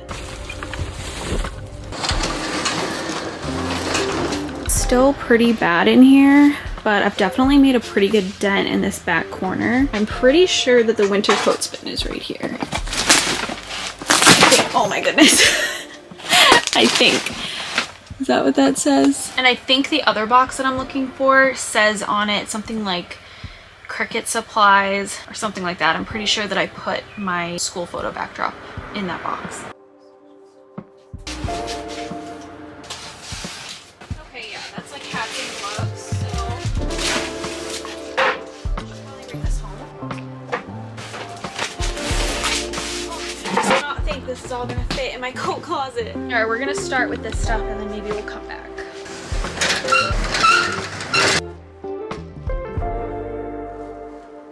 It's crazy how you can totally forget that you have stuff when you haven't seen it in a while. I think I had 3 boxes total of stuff for our coat closet, and I forgot at least half of that even existed. But when you live in a state where you get all 4 of the seasons, I guess it makes sense why you might have quite a bit of outdoor gear. Winter boots are big and bulky. They take up a ton of space, plus hats and gloves and big puffy coats. So it's really my own fault for underestimating how much space that kind of stuff truly takes up. In our house, we try to alternate by season what we store in our coat closet, and I'm sure it's similar for everyone. There would be no good reason to keep the winter coats in the closet during the summertime, and no good reason to keep our flip-flops and sandals out in the wintertime. So every single season, I do try to go through the coat closet to not only declutter it, but also just to alternate out what we won't be needing for that time of year.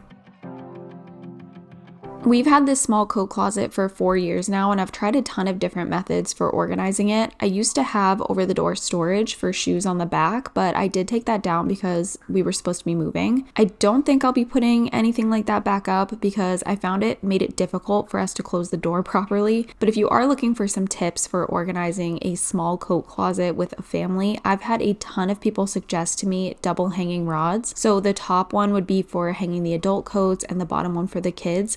I think that's a great idea. Another helpful thing would be limiting items per person, maybe 2 to 3 jacket options per person or 2 to 3 shoe options. That one is easier said than done for sure. Well, I could live with a slim selection and my kids maybe even could too. My husband is a jacket and shoe collector. It seems like there's always a new jacket or a new pair of shoes in this closet that I don't recognize. Next, we're going through all of my Cricut supplies and craft supplies. This is a hard one for me because I don't use my Cricut all the time, but I like to have what I need for it when I'd like to create something. I could probably slim down my collection quite a bit because I do have a ton of duplicate items, but that's something I need to actually think on before I go ahead and start getting rid of things. I already did a massive declutter of my Cricut supplies once before, so we'll see. But I did want to make sure I got this stuff put away right away and that I did have the space for it. One thing about me is that I may still struggle from time to time with getting rid of things, but I will make sure we have a place for it before I commit to keeping it. I do not want things in my house that don't have a home and will sit on surfaces stressing me out.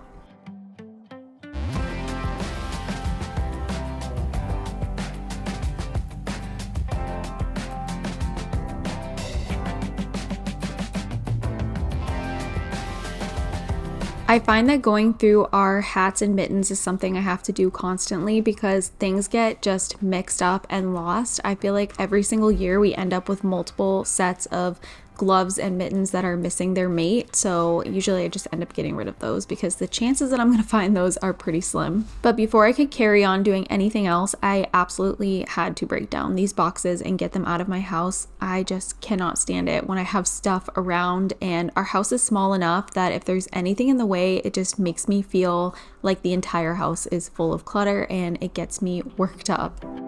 But now for the last bin I grabbed from storage on this day, I found a coat that I'm so excited that my youngest is going to fit into this year. I've been saving it for years and years, just waiting for this day, so very excited for that. But the rest of this I'm putting in our basement. And all of these pairs of shoes I'm donating because they're practically brand new condition. This is something I've been procrastinating on for a long time, and that's this broken iPad. So I finally went on to Apple and I submitted a request to recycle it. So I think they're gonna send me like a prepaid shipping label so I can recycle that, and then my husband will have to deal with it though.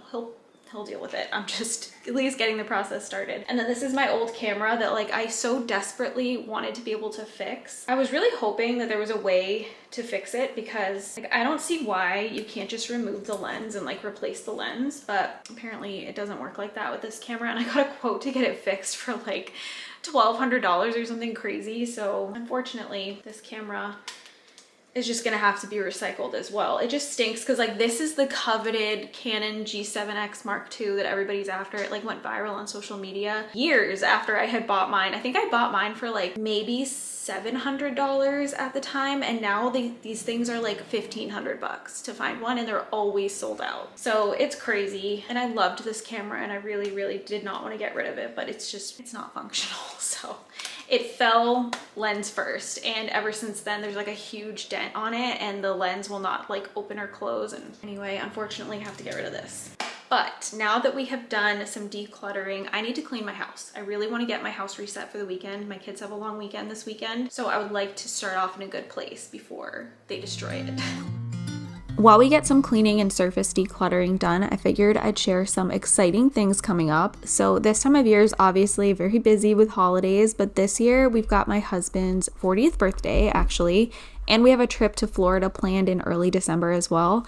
This was kind of a spur of the moment thing, but my husband has a work convention that he goes to almost every year in Orlando, and I decided that the kids and I would tag along this time. So we'll spend a day in Disney. We may go to Nintendo World. I also know that we want to visit Swig and go to Disney Springs. My kids loved eating at the restaurant T-Rex last time, so we definitely want to go there. I'm actually flying solo with the kids as well, which is going to be interesting, but I'm so excited for this trip. It does add a little extra element of stress over the holiday season, but it'll be worth the memories made for sure, and I cannot wait to see Magic Kingdom all decorated for Christmas. I would love to know in the comments if any of you have visited Disney over the Christmas season. I've heard that it's just magical and like the best time to go, but also if you have any places you think that we should visit while we're in the Orlando area, I would love for you to leave me them in the comments. But yeah, in order, we have got Halloween, and then we have my husband's 40th birthday. We also have one of my nephew's birthdays in that time, and then we have Thanksgiving, and then we have our trip to Florida, and we have Christmas, and then after that is my toddler's 4th birthday. So it's just jam-packed this time of year for us. And yes, I'm still going to call him a toddler because I am not ready to admit that he's starting to become a big kid.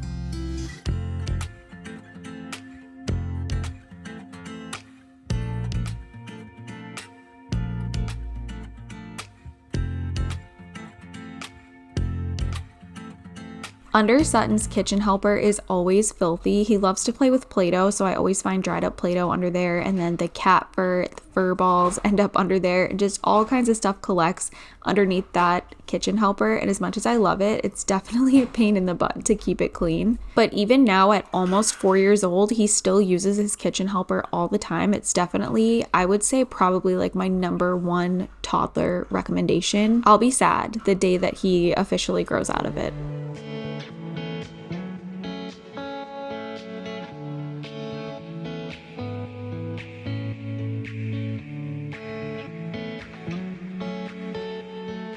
Guys, I don't know what my friggin' problem is, but I cannot seem to remember to empty this out after I've used it, and I just pulled it out for the first time in a while. I think this is gonna be really bad. Oh my gosh, yeah.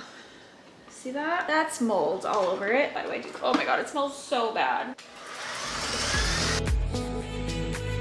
I ended up vacuuming for like 30 seconds before I decided I did not want to clean all the floors in the house, so I went ahead and started my robot vacuum and got that going instead.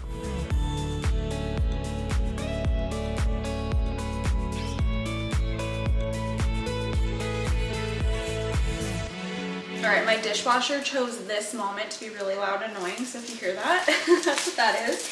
But this is where we are at. I have 2 full bags of donations.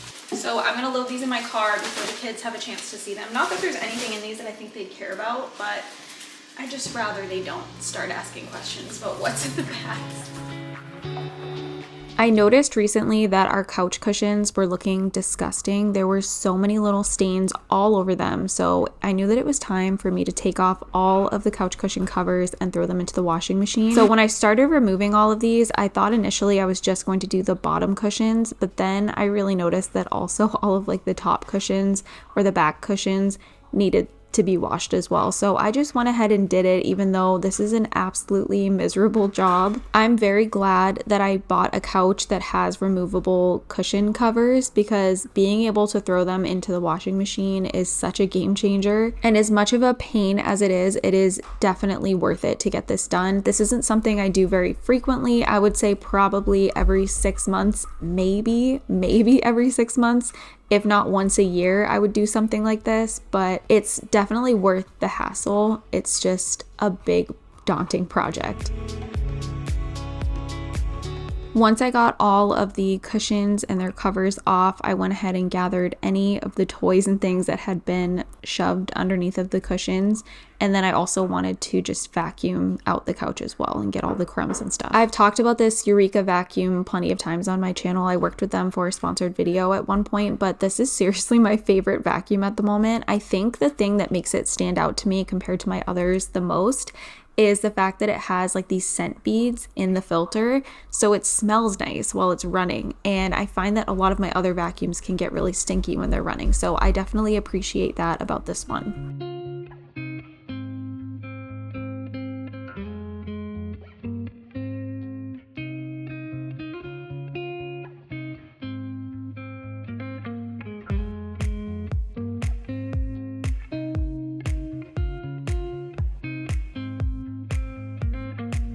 Okay, welcome back everybody. Today's a different day. I just, as you saw, took apart my couch. I wanted to wash all of the cushions. It has been a very long time since I've done that and they were disgusting. I've been kind of putting off doing that for a while. And then I also just vacuumed out the couch, got all the toys and random junk out from inside of the couch, and I'm going to hate myself when I have to put it back together later, but it just is what it is. So far today, I have dropped both my kids off at school. I took a shower, washed my hair, which is why it looks like this right now. Got myself ready for the day, took apart the couch. Honestly though, my house right now, it's pretty clean. Like, it looks good. And it was actually a long weekend this weekend, so my kids were home for 3 days and somehow the house is not a disaster. We did spend some time cleaning yesterday morning, but we're really trying to make an effort to keep the house clean and just stay on top of things and not be lazy. So we'll see how long this lasts, but because the house is clean, I feel like I can tackle some other projects that I'd like to do. Like, for example, I really want to paint baseboards in the hallway. I feel like they are just really messy. We actually never painted them. We had them put in when we got our floors done, and all they did was put in like primed baseboards, but they didn't paint them. So they just get scuffed so easily and look a mess. So I really would like to paint those potentially if I have time to run to Lowe's and grab paint. And I'd also like to clean and tidy up Carson's room, since his room I didn't get to tackle yesterday when we were cleaning the whole house. So we'll see what we're able to get done, but I'm glad you're all here with me today. Someday I'm gonna miss collecting all of these stuffed animals every single time I would like to make my son's bed, so I just keep reminding myself of that when I'm doing this project. But it was sheet washing day for him, so I wanted to just take his bed apart and get all of his sheets thrown into the wash. I try to do each of ours once a week, and just today happened to be his day. And then once I get the bed taken apart and his laundry brought downstairs to be thrown into the wash, I'm going to work on clearing off his dresser. He just loves to accumulate a bunch of random stuff on the surface of his dresser. And like a typical man, even at just 8 years old, my son will put things close to where they belong, but not quite where they belong. So similar to how a man might throw his clothes next to the hamper instead of in the hamper, Carson does that with a lot of his stuff. So most of this either belonged in the closet right next to the dresser or in the drawer underneath his bed, which is right behind the dresser. So I just went ahead and got all of that put away.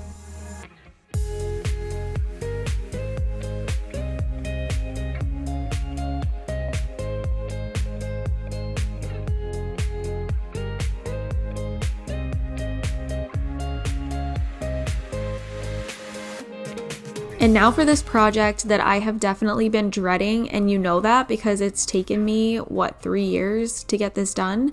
So I think we did our kitchen in the fall of 2022, and now we're in the fall of 2025. So yeah, 3 years since we got all of the major renovations done in our house, and I still had not painted the baseboards. So obviously before I got started on the painting, I made sure to go around and just wipe down the walls and the baseboards and make sure they were nice and clean before I get started. And to do that, I was just carrying around a bowl of warm soapy water and a microfiber cloth. So now this is going to be one of those times where I tell you to do as I say and not as I do, because I thought that I had tape, so I didn't buy any when I ran to Lowe's to go grab this paint, and turns out I couldn't find it. I don't know, we could have tape somewhere, but I couldn't find it. So I was not able to tape everything before I went ahead and did this. So this definitely could have been done neater. I tried to use this tool to kind of guard the floors and stuff as I was painting, but still paint kind of slipped through it a little bit. The good news is that if you get paint on your floors, typically you can just peel it off once it dries. Like when it's latex, it's pretty easy to just chip it right off. So it's no big deal if a little bit gets on the floor, whatever. I try to just clean it quickly. It was a little bit hard to get like an exact straight line on the tops of the baseboards. So anyway, I did the best that I could, and it definitely looks better than it did before. It looks a lot cleaner and nicer. So it's fine, but I would recommend that you make sure you have all the right supplies before you get started on something like this.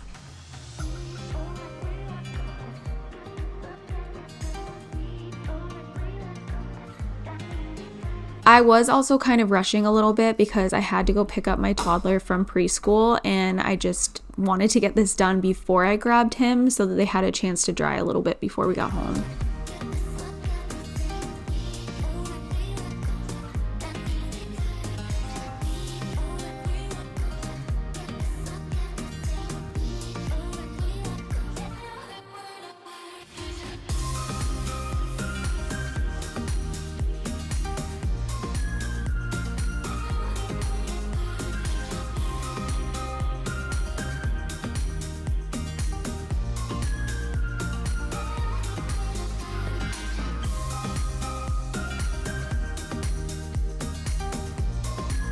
And at this point, it was time for me to try and put my couch back together. And this is seriously the worst. I found a method that works pretty good at getting all the cushions back into their covers, but it's still not fun. It's definitely a workout. Plus, a lot of the back cushions are very specific to what their cushion covers are, if that makes sense. Like there's like corner pieces, and there's a piece that has more of like a sharp edge because it goes in the inner corner of the couch, whatever. So they're kind of tricky to figure out. It's kind of like putting together a puzzle. And by the time I finished doing this, I was so hot. I was practically sweating. I just had to like lay down with the fan for a couple of minutes and collect myself before I could carry on with my day. But again, as much as this stinks, it's definitely worth it to get this done, and I'm still so glad that I bought a couch that I can do this, because trying to clean a sofa any other way, I just feel like they're never going to come as clean as they would by throwing everything in the washer and dryer.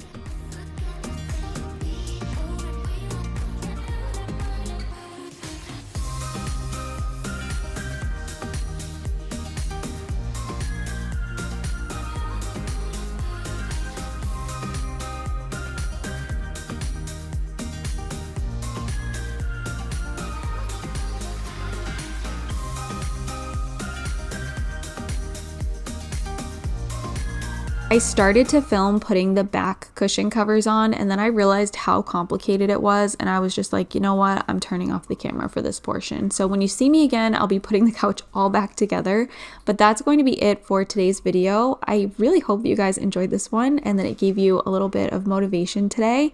Don't forget to subscribe to my channel if you are new. We have so much exciting stuff coming up. And again, just thank you so much for watching, and I hope I'll see you again in my next video.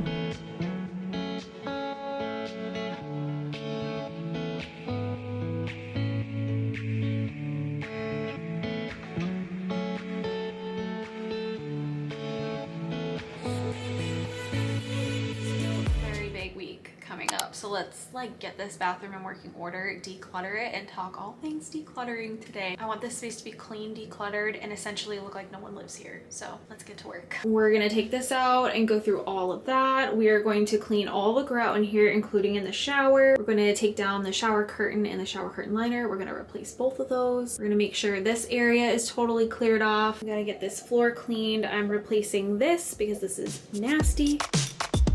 Well, I'm busy getting things done today on screen. Let's talk the cycle that is clutter and the reason why it can be so hard to tackle it sometimes. It's not because you're lazy, it's because you're human. Clutter creates a sense of overwhelm, which leads to increased stress levels. Think about it. When you have a to-do list a mile long, you might find yourself saying, forget the list and doing nothing because you don't even know where to start. Your brain is trying to process too much information at once, and it leads to decision fatigue and essentially paralyzes you. Clutter does the same thing. It forces our brains to process too much information at once, which can deplete our cognitive resources and cause stress. Then prolonged stress can disrupt your sleep patterns, which leads to fatigue and exhaustion and interferes with your body's ability to rest and recover. And before you know it, you're in a vicious cycle where you're constantly stressed and tired looking at your house, but you don't have the energy to deal with it or the cognitive ability to even figure out where to start. If that sounds familiar to you, it's because it's something that literally all of us deal with at some point or another. If you're new to my channel, my name is Catherine, and I've been on a journey the last couple of years to live a more minimal lifestyle, declutter for my entire family, and change my habits to prevent us from collecting too much stuff. I have shared all the ups and downs over the last few years and all the things I've learned along the way to hopefully help others if they're struggling with clutter and need some manufactured motivation or just tips and ideas or a friend to be with you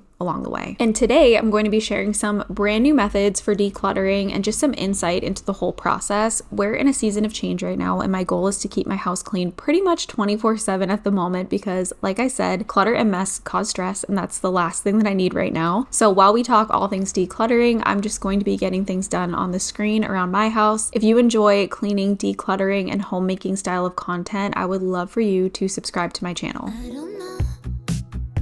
So speaking of a brand new method of decluttering, let's talk about that. I recently was thinking about debt payoff methods and how the principles of that can be shifted to other things in our life. So for example, a really popular debt payoff method is the snowball method from Dave Ramsey. Basically, you aggressively pay off your smallest debt first, and then once that debt is gone, you move on to paying your next smallest debt, and the process repeats itself, building momentum like a snowball rolling downhill. Now let's apply that to decluttering. I want you to grab a piece of paper and a pen or your phone or your laptop and use that to make a list. I want you to list every area in your house that bothers you, and I want you to put them in order of the space that bothers you the most all the way down to the space that bothers you the least. Once you've got your list, I want you to go through it backwards. Start with the space in your home that bothers you the least. This space should be the quickest and easiest to get done. Once you have tackled that, you're getting the ball rolling, so to speak. You'll get that instant gratification and that feeling like you've actually accomplished something. And what does that do? It helps to build your momentum and manufacture your own motivation, even if you had none to begin with. If you try and start with that biggest project first, this is going to lead to that overwhelm. You're going to feel like you're trying to shovel snow during the peak of a blizzard, and you'll give up. Even if you tackle one space on your list a day or one a week, you are guaranteed to make progress this way, and before you know it, you are going to get to that space at the top of your list. Because you've had so much practice by that point, you will have learned a lot along the way, and you'll be able to make quicker decisions regarding whether or not you truly need something, and it will be much easier to accomplish than if you tried to start there in the first place.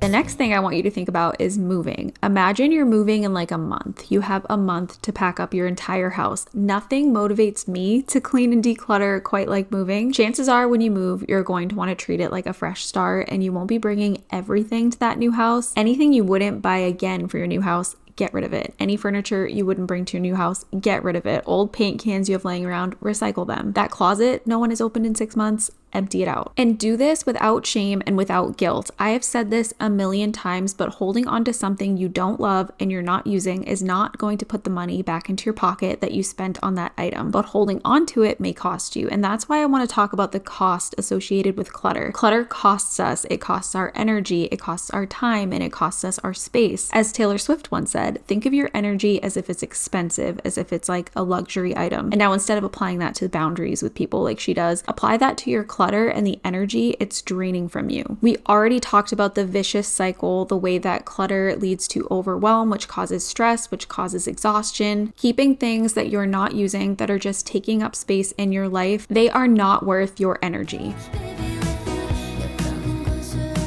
Sometimes I feel like when I'm recording these voiceovers that I am just talking to myself, but I have learned some of my best tips from you guys in my comment section when it comes to everything from cleaning to decluttering to so many different areas of my life. So I wanted to take a second to encourage you to leave a comment down below with your best decluttering tip, something you heard and it totally clicked with you and positively impacted your own decluttering or minimalism journey. That way everyone watching this video can not only hear ideas from me, but we can also get them from each other in the comments too. Which brings me to my next decluttering tip, community. I have definitely talked about this before, but involving others can make the world of a difference. Do not be afraid to ask for help. Sometimes all you need is another person there to help you make decisions or just talk to you and make the process a little more fun, and you'll find yourself being able to part with a lot more stuff. And if you don't need help necessarily, maybe try to find someone who's feeling a similar way or who wants to accomplish some of the same things and hold each other accountable, similar to how you might encourage each other with like health and fitness. So instead of checking in to make sure you both stuck to your diets and lifted some weights that day, swap that with decluttering and cleaning. A little healthy competition sometimes can be so helpful in sparking that motivation. I know this time of year especially can be so hard. It's the busiest time of year. Trust me, I get it. Plus, we're usually faced with a lot more visual clutter when we have decorations up for the holidays. You know that feeling on January 1st when your decorations are down and your house is bare and the holidays are over and you're like, okay, now I can change. Now I can start those new habits and I can declutter my house and I can be a brand new me this year. Going back to that vicious cycle of clutter, it's probably a lot to do with the fact that your house is now bare and that excess clutter is down since you've taken down your decorations. Decorations spark joy. Yes, I love a good Christmas decoration, but my point is that it does wear on our brains because even if we love it, it's still giving our brains a lot to process and causing overwhelm. All that being said, just being mindful of that can maybe help prevent you from going into 2 months of survival mode. Don't give up just because it's the holiday season. Be mindful of clutter on your counters. The counters in your kitchen are an area that you see and use the most, so making that space tidy can make the whole house feel calmer. Be mindful of decluttering before you decorate, so putting away whatever things you can live without for a month to make space for your seasonal decor. Be mindful of your kids' toys and making space for new things by donating some older things. Things like that can just help make a difference this time of year. Another thing I wanted to talk about today as far as clutter goes is living within your means, not just financially, but also within the space that you have to work with. My family and I live in a small home. We lack storage space. Our bathroom and linen closet situation is a constant work in progress, but living in a smaller home has a way of making you more aware of what you own, what you use, and how quickly things can pile up. In a bigger space, clutter can hide. You can close a door, you can tuck it away in a closet and deal with it later, but in a small home, every single item has a presence. You see it, you feel it, and it takes up not just space, but again, your mental energy too. That's why being intentional matters so much. Before something new comes in, I try to think about where it's actually going to live. Is there space for it? Does it replace something else? Or is it just another thing I'll have to move around every single time I clean? Living in a small home, we've kind of accepted that we do have to have less stuff because it's about having what fits your life right now. When your home is not overflowing, it's easier to breathe, to think, to enjoy the space that you have. So if you're feeling like your home is bursting at the seams, it could just be that you're not living within your means as far as the space that you have to work with. So going forward, as things change, things find their way in, just pause for a moment and ask, do I have space for this? Because sometimes you just don't. And the most peaceful homes aren't necessarily the biggest ones, they're just the most mindful. But speaking of living in a smaller home, I have done so many different videos on small home organization ideas. So if you are in need of something like that, if you are feeling overwhelmed and it's not even just that you need to declutter, it's also that you're disorganized. It can be really hard to organize a small home in a small space. So if you are looking for anything to do with that, I have plenty of videos on that topic if you head to my channel.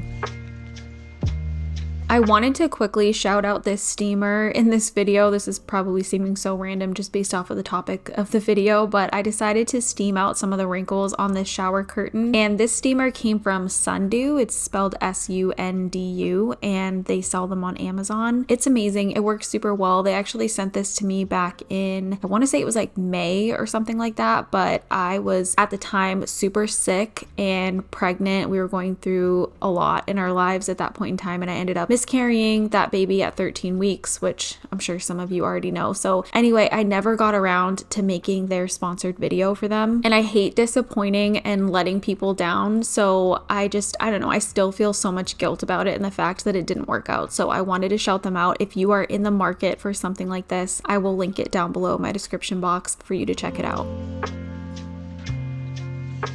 We're just going to replace this hand towel, and then I'm going to show you guys how everything is looking after. It looks so much better. The grout looks a million times better in both the shower and on the floor. I'm loving all of the color in here and just really happy that I went ahead and got this done. And now we're going to clean off the corner organizer that we keep in our shower and then replace that in the shower and go through all of our products just to do a little bit of decluttering there. These little organizers get so grimy and so disgusting. Something I think about often actually is how the shower has such a tendency to get so disgusting and so grimy when we're literally using it to clean ourselves and using soap and water to clean ourselves, but then we have to use like separate cleaning products to clean the shower. I don't know, it's just kind of wild to me when you really think about it.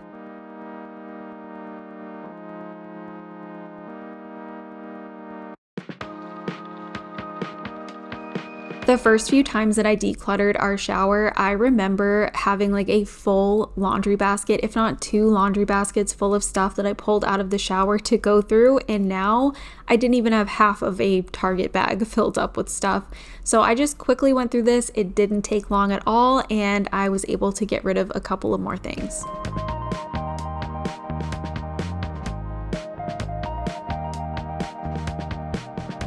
I think this is the least amount of stuff we've ever had in our shower at one time, and it feels so good. Here's the bag of things that we're getting rid of from in the shower, and here's everything I'm tossing from the bathroom.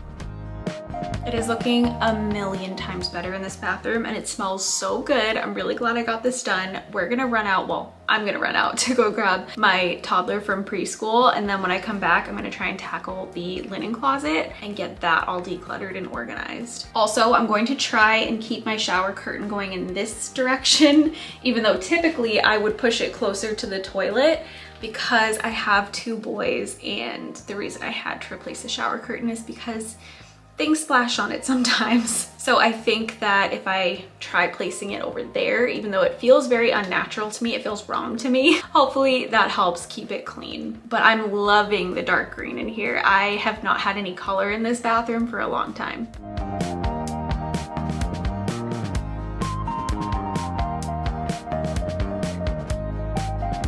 Okay, Sutton's playing with Play-Doh if you hear him talking to himself out there, but I grabbed this reusable storage compression bag from Bright Room. They're the jumbo size. So I think what I want to try and do is get some of like our beach towels and the things that we're not using right now out of this closet and put into a storage bag just to make space for things and keep this closet looking a little bit decluttered. So hopefully these work well. I've had some trouble with stuff like this in the past. Like eventually they just refill with air by themselves. So we'll see how well it works, but I'm hopeful.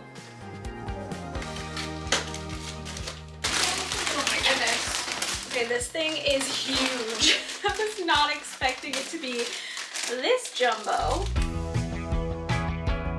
Okay, let's discuss maintenance and prevention. I feel like I don't often talk about how to actually prevent clutter from building up. Maybe because it seems obvious to me, like obviously you just have to shop less, but is it that simple really? I don't think so. Clutter is a slow creep, and again, it all kind of ties back to that vicious cycle to me because mental health has a huge impact on this type of thing. If your mental health is suffering, you may find yourself shopping more, collecting more, cleaning less, and again, This will lead to overwhelm, which leads to more stress and less sleep and no energy to deal with any of it. For me personally, mental health has a lot to do with the way my house looks and the habits I have. When I find myself struggling, I could look for that serotonin boost of a quick purchase. Now, I'm not saying everyone's clutter builds up due to mental health, but if you find yours directly correlates to this stuff for you like it does for me, I encourage you to find healthier ways to cope: therapy, exercise, reading, or other activities. I recently took up embroidery and I've been loving that to keep my hands busy and keep me off my phone and not shopping. And remember that the more you bring in, the more you have to manage. And do you really need more to manage? My guess is no. It's hard. It takes a lot of self-reflection and time and practice, but you can get better at your shopping habits and the things that you're bringing into your home if you really want to.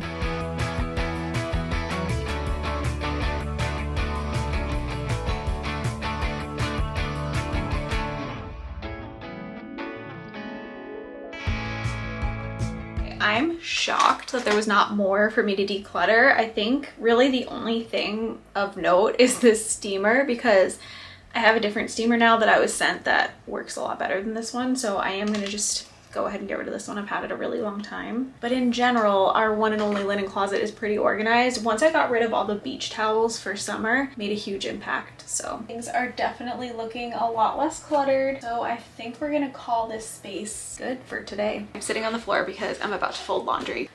Is that a hat? That was a hat that Sutton just threw across the room at me. But anyway, I just wanted to say that if you are ever kind of like in your decluttering journey or decluttering process and you feel like you're not making any progress, I want to reassure you that you are. As long as you're not actively bringing in more than what you are taking out of your home, you are likely making a lot of progress. And sometimes I feel discouraged by my own home and I'm like, what do you mean? I have been working on this for like 2 years. I have changed my ways. I don't shop nearly the way that I used to. I'm constantly getting rid of things. So why is my house still messy? I feel like that part is what makes me feel like I'm failing, when I look around and my house is still messy. But then when I actually go to do a decluttering project, I'm like, okay, things are getting out of hand. I gotta go through some spaces. I am not finding nearly the stuff to get rid of that I used to. And that tells me something, because I used to be taking out 2, 3, 4 trash bags at a time when I was in the height of going through my entire house. And the things that I'm going through are taking me significantly less time to go through. Like today, I really thought I was gonna have to take everything out of that linen closet and go through it. But I opened it up and started going through it and I was like, I actually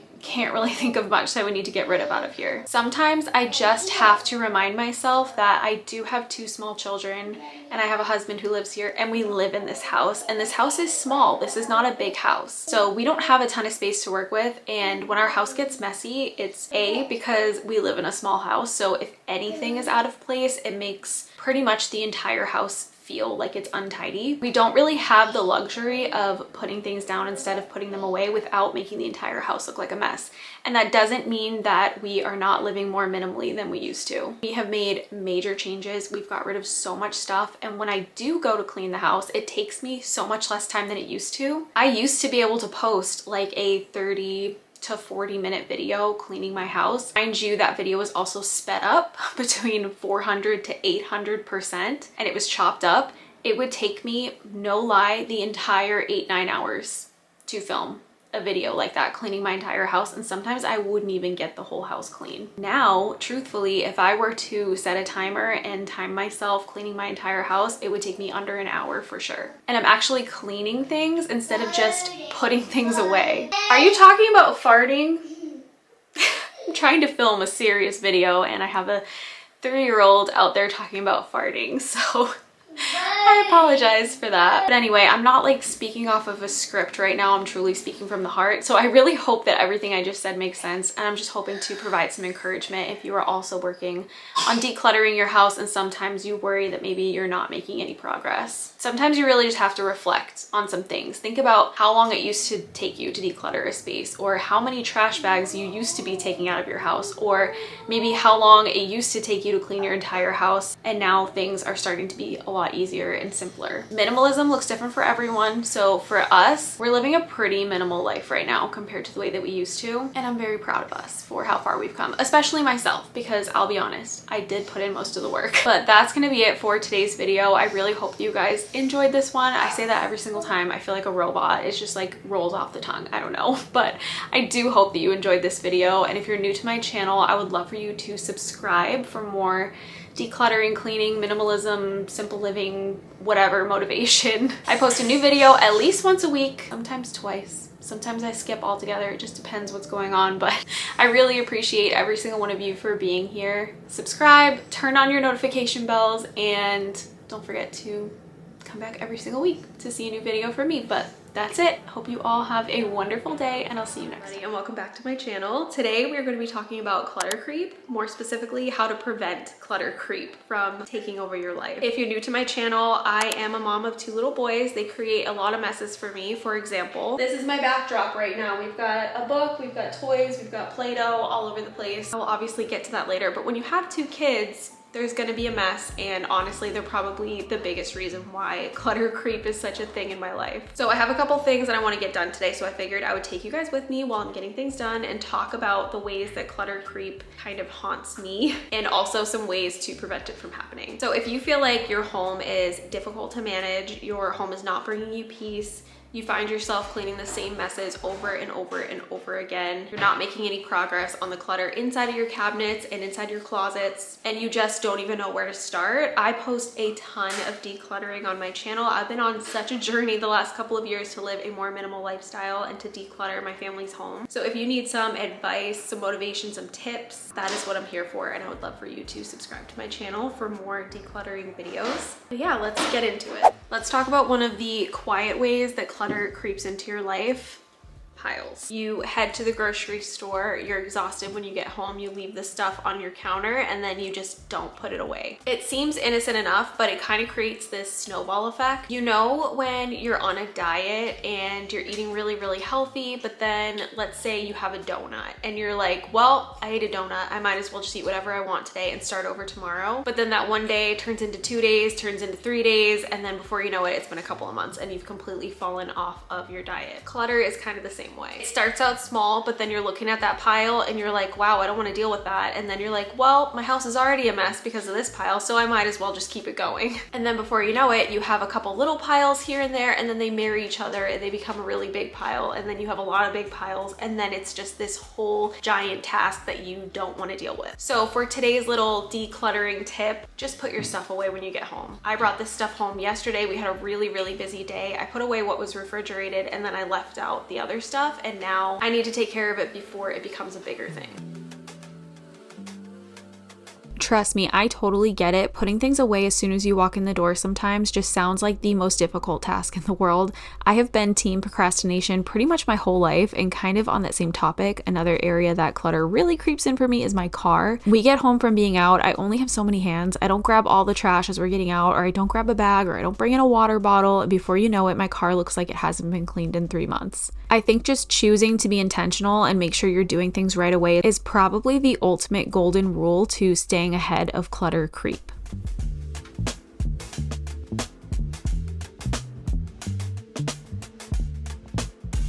The pantry is a really tough one. That is where clutter creep really comes in for me. So something that I really have had to be more mindful of is making sure that I'm going through my fridge and my pantry before I go grocery shopping, cleaning them out, seeing what I have so that I'm not buying duplicates. I am definitely guilty of buying duplicates of something, not realizing that I already had it because it was buried inside of the pantry. So I encourage you to go through your pantry, go through your fridge before you grocery shop, really make a list and try to stick to that list when you go to the grocery store. And if you do end up with extras that you don't need, you accidentally bought a duplicate, I also encourage you to please donate things right now to your local food pantries. I know that this month, November of 2025, a lot of people are having a hard time putting food on the table, just with everything going on in the world. So especially as we inch closer to the holidays, any donations to the food pantry would be so appreciated. I'm gonna be a little bit harsh here for a second, but another kind of sneaky way that clutter builds up is laziness. So I right now have my dishwasher full of clean dishes and my sink has some dirty dishes in it. Sometimes I can have a tendency to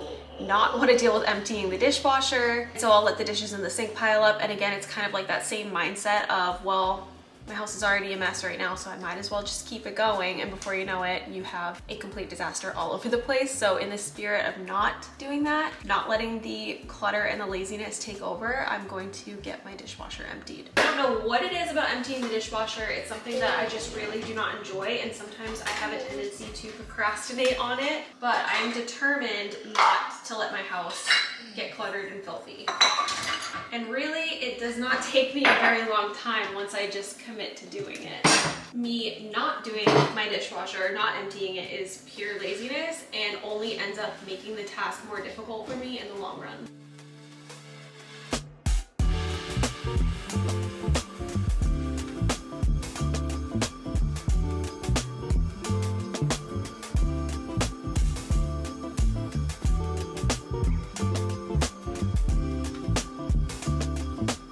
Now, if you're like me and you don't enjoy dishes, I think you're going to like today's sponsor. We're going to take a quick break to talk about our sponsor, which is Sous Vide.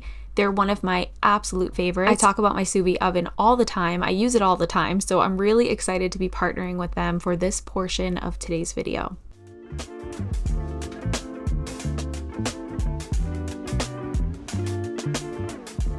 Okay, so another kind of quiet way things get cluttered for me, especially in my cabinets, is when I don't put things back the way that they were intended to go.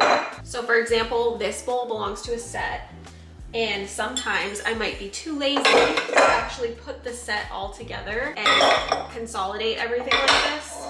Then as a result, I will have bowls that are just kind of out of place and taking up too much space in the cabinet when they could be consolidated together and look a lot better. And then the whole cabinet ends up just becoming a cluttered disaster that I have to then take everything out of it and go through it all in order to organize it. A way that I prevent that from happening is by just making sure that I'm actually putting things back the way that they're supposed to and not just throwing things in here and shutting the door. So to summarize, we have a tendency to make things a lot harder for ourselves than they need to be by just not wanting to take the 2 extra seconds it takes to put things away properly instead of just throwing them in a space and closing. Another kind of way that clutter can build up is when you buy something new to replace something else, but you don't get rid of the thing that you're trying to replace. So this actually we've had for a while. We really don't use it. Like, you can probably tell that it's actually not that used. This would look a lot worse if we really used it, but I really don't like the material that this is made out of. And again, like, I'm just worried about microplastics, and since you can see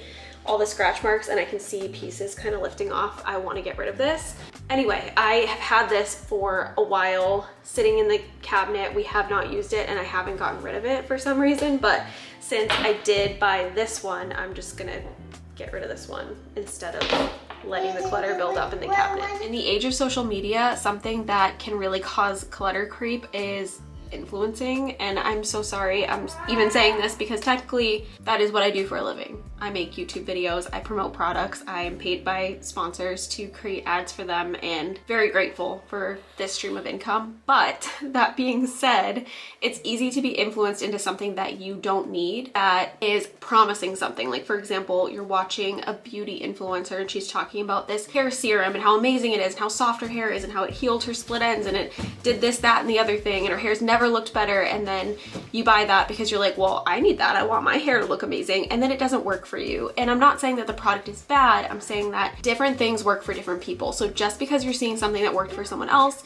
doesn't necessarily mean it's going to work for you. And then what happens is you end up with a plethora of products that you're not using that didn't work for you. Same goes for makeup and hair tools and skincare. Skincare is a big one because everybody's skin is so different, and what you can use on your skin and what's going to work for your skin is probably very different than what I use in my skin and what works for my skin. So for me, clutter creep definitely comes in the form of beauty products because I'm seeing so much on social media and it makes me want to try things and buy things. I have worked really, really hard on changing my ways because, one, I don't have a lot of storage space in my bathroom for that type of thing. So I honestly, truthfully cannot have a ton of that stuff, but also because I've come to the realization that not everything that works on someone else is gonna work for me, and also maybe I need to do a little bit of reflecting and figure out why I feel the need to buy all these things to try and make myself better, prettier, skinnier, my hair nicer, whatever. A really big way that I prevent clutter creep from coming in is by limiting my exposure to a lot of these beauty influencers. Back in the day, I used to buy pretty much anything if someone told me it was gonna make me look pretty. So trying to not do that anymore. Something else I love to procrastinate on is laundry. I'm just not someone that enjoys folding laundry, but again, it's one of those things that if you don't take care of the laundry as soon as it comes out of the dryer, or at least the same day that it's come out of the dryer, first of all, your clothes are gonna end up wrinkled. Second of all, you're just making more work for yourself in the long run, and it's going to demotivate you to do anything else. When I have a bunch of piles around my house of laundry or papers or just junk, whatever it may be that is not where it belongs, to me, that's like a signal to my brain that I have tasks that I need to do. It makes me stressed. And then I think I talked about this in a recent video. There's kind of this vicious cycle of you become stressed, you're overwhelmed, which interrupts your sleep, makes you tired, causes a lot of other physical symptoms as well. But then you also don't want to deal with the clutter because you're stressed and you're tired and the clutter gets worse. Your stress gets worse, your exhaustion gets worse, and it's literally just a cycle that keeps on going until you break it. So one of the habits that I really try to do is to get the laundry put away the same day that I've done the laundry, just to make sure things are not piling up and becoming out of control and then causing me to slack in other areas of my home. Something that helped me stop procrastinating on laundry is understanding how easy it actually is and how little time it takes me. I set a timer once to see exactly what I was stressing myself out about so much, and it literally took me 5 minutes. That was kind of the slap in the face that I needed, that there's really no excuse for me to put this off. And let me tell you, life is truly a lot better when you're not looking at piles of unfolded laundry all the time or digging through laundry baskets, trying to get yourself and your kids dressed every day. That used to be me, but it's not anymore.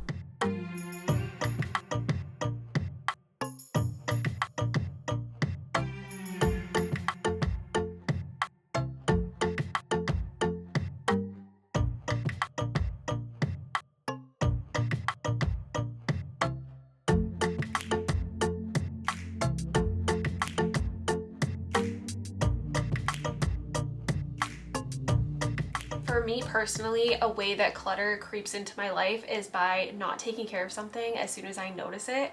So my sock and underwear drawer, we're all friends here, right? It's looking so bad these days. It's like completely full. I can barely fit anything in there. I also can barely find anything in there. And you know what's crazy is that I don't buy socks and underwear very often, so I genuinely don't know how it gets this cluttered. But we're gonna go through it today because while I'm thinking about it, I need to just do it and not let myself procrastinate on something until it becomes a massive job. But yes, my biggest piece of advice in this segment is to just make sure that you're taking care of something as soon as you notice it instead of letting it pile up even worse.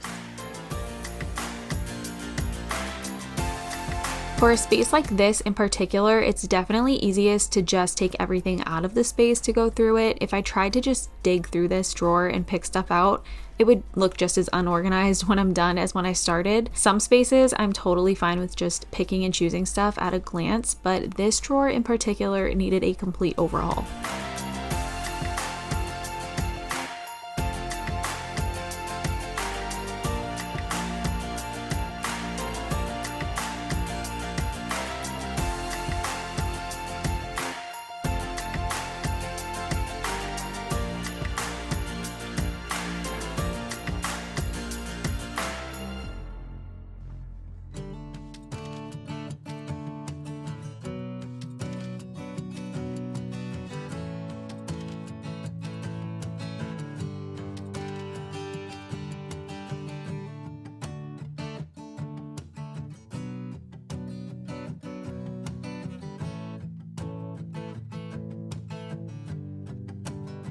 Okay, just went to turn this on and the battery's dead, so never mind.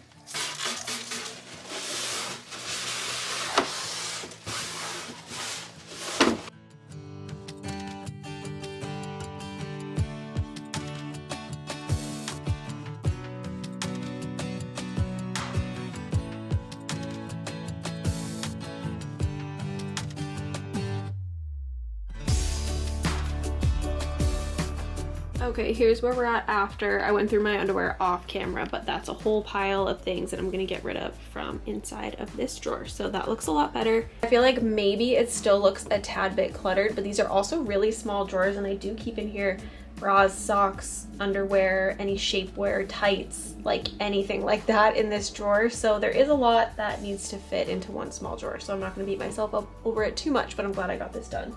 The next thing we're gonna do is make my bed. I don't have to tell you what a big difference this makes in your home and just having it look more tidy. The reason why it's still unmade right now at noon is because these two cats were always asleep in my bed, and I feel so much guilt when I wake them up out of their sleep to make the bed, but I really do want to make it, and they've had a few hours now to lay in it.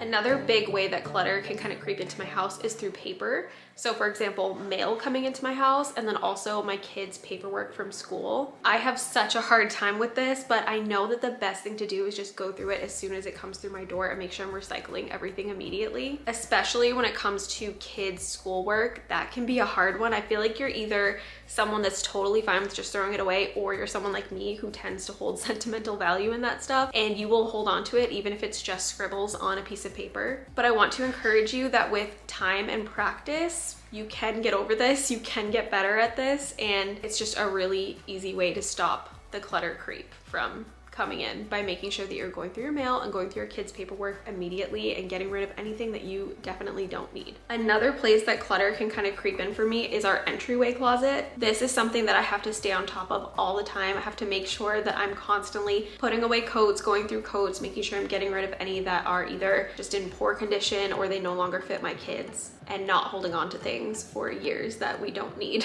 We have a very small home. We have a very small coat closet. There's not a lot of room for extras, so I just have to be super mindful of this space. It's also the first space that you see when you walk into the house. So kind of going back to everything I was saying earlier about when something is untidy and you're like, well, I might as well just let the rest of the house become a mess now. It can kind of be that way with the entryway. It's just very demotivating to walk into your house and the first thing you see is a disaster in the entryway. So I'm trying to always make sure, again, I'm going through coats, going through hats, going through mittens, especially because that's something that you definitely lose the mate a lot of the time. So there's no point in keeping one that does not have its match. And also making sure that you're not keeping like a zillion reusable bags. I tend to keep mine in my entryway closet so they're easy for me to grab when I'm headed to the grocery store, but there's only so many that I can have, and I will kind of hoard them until I have so many that they're exploding out of the entryway closet. So just being more mindful about how many reusable bags you have can make a big difference. Okay, everybody, that's gonna be it for me today for my clutter creep video. I hope you enjoyed it and it gave you something helpful, some kind of motivation, some advice, maybe something you haven't heard before. I don't know. I just hope that you all enjoyed it. If you're new to my channel, I would love for you to subscribe and turn on your notifications so you don't miss any of my future uploads. Also, go follow me on Instagram. I feel like I never mentioned that I have one of those, but I do have an Instagram. So if you want to see more of like my day-to-day life, I do share a little bit more of that over there. But that's it for me, and thank you so much for watching. I hope you'll come back again next time for another video.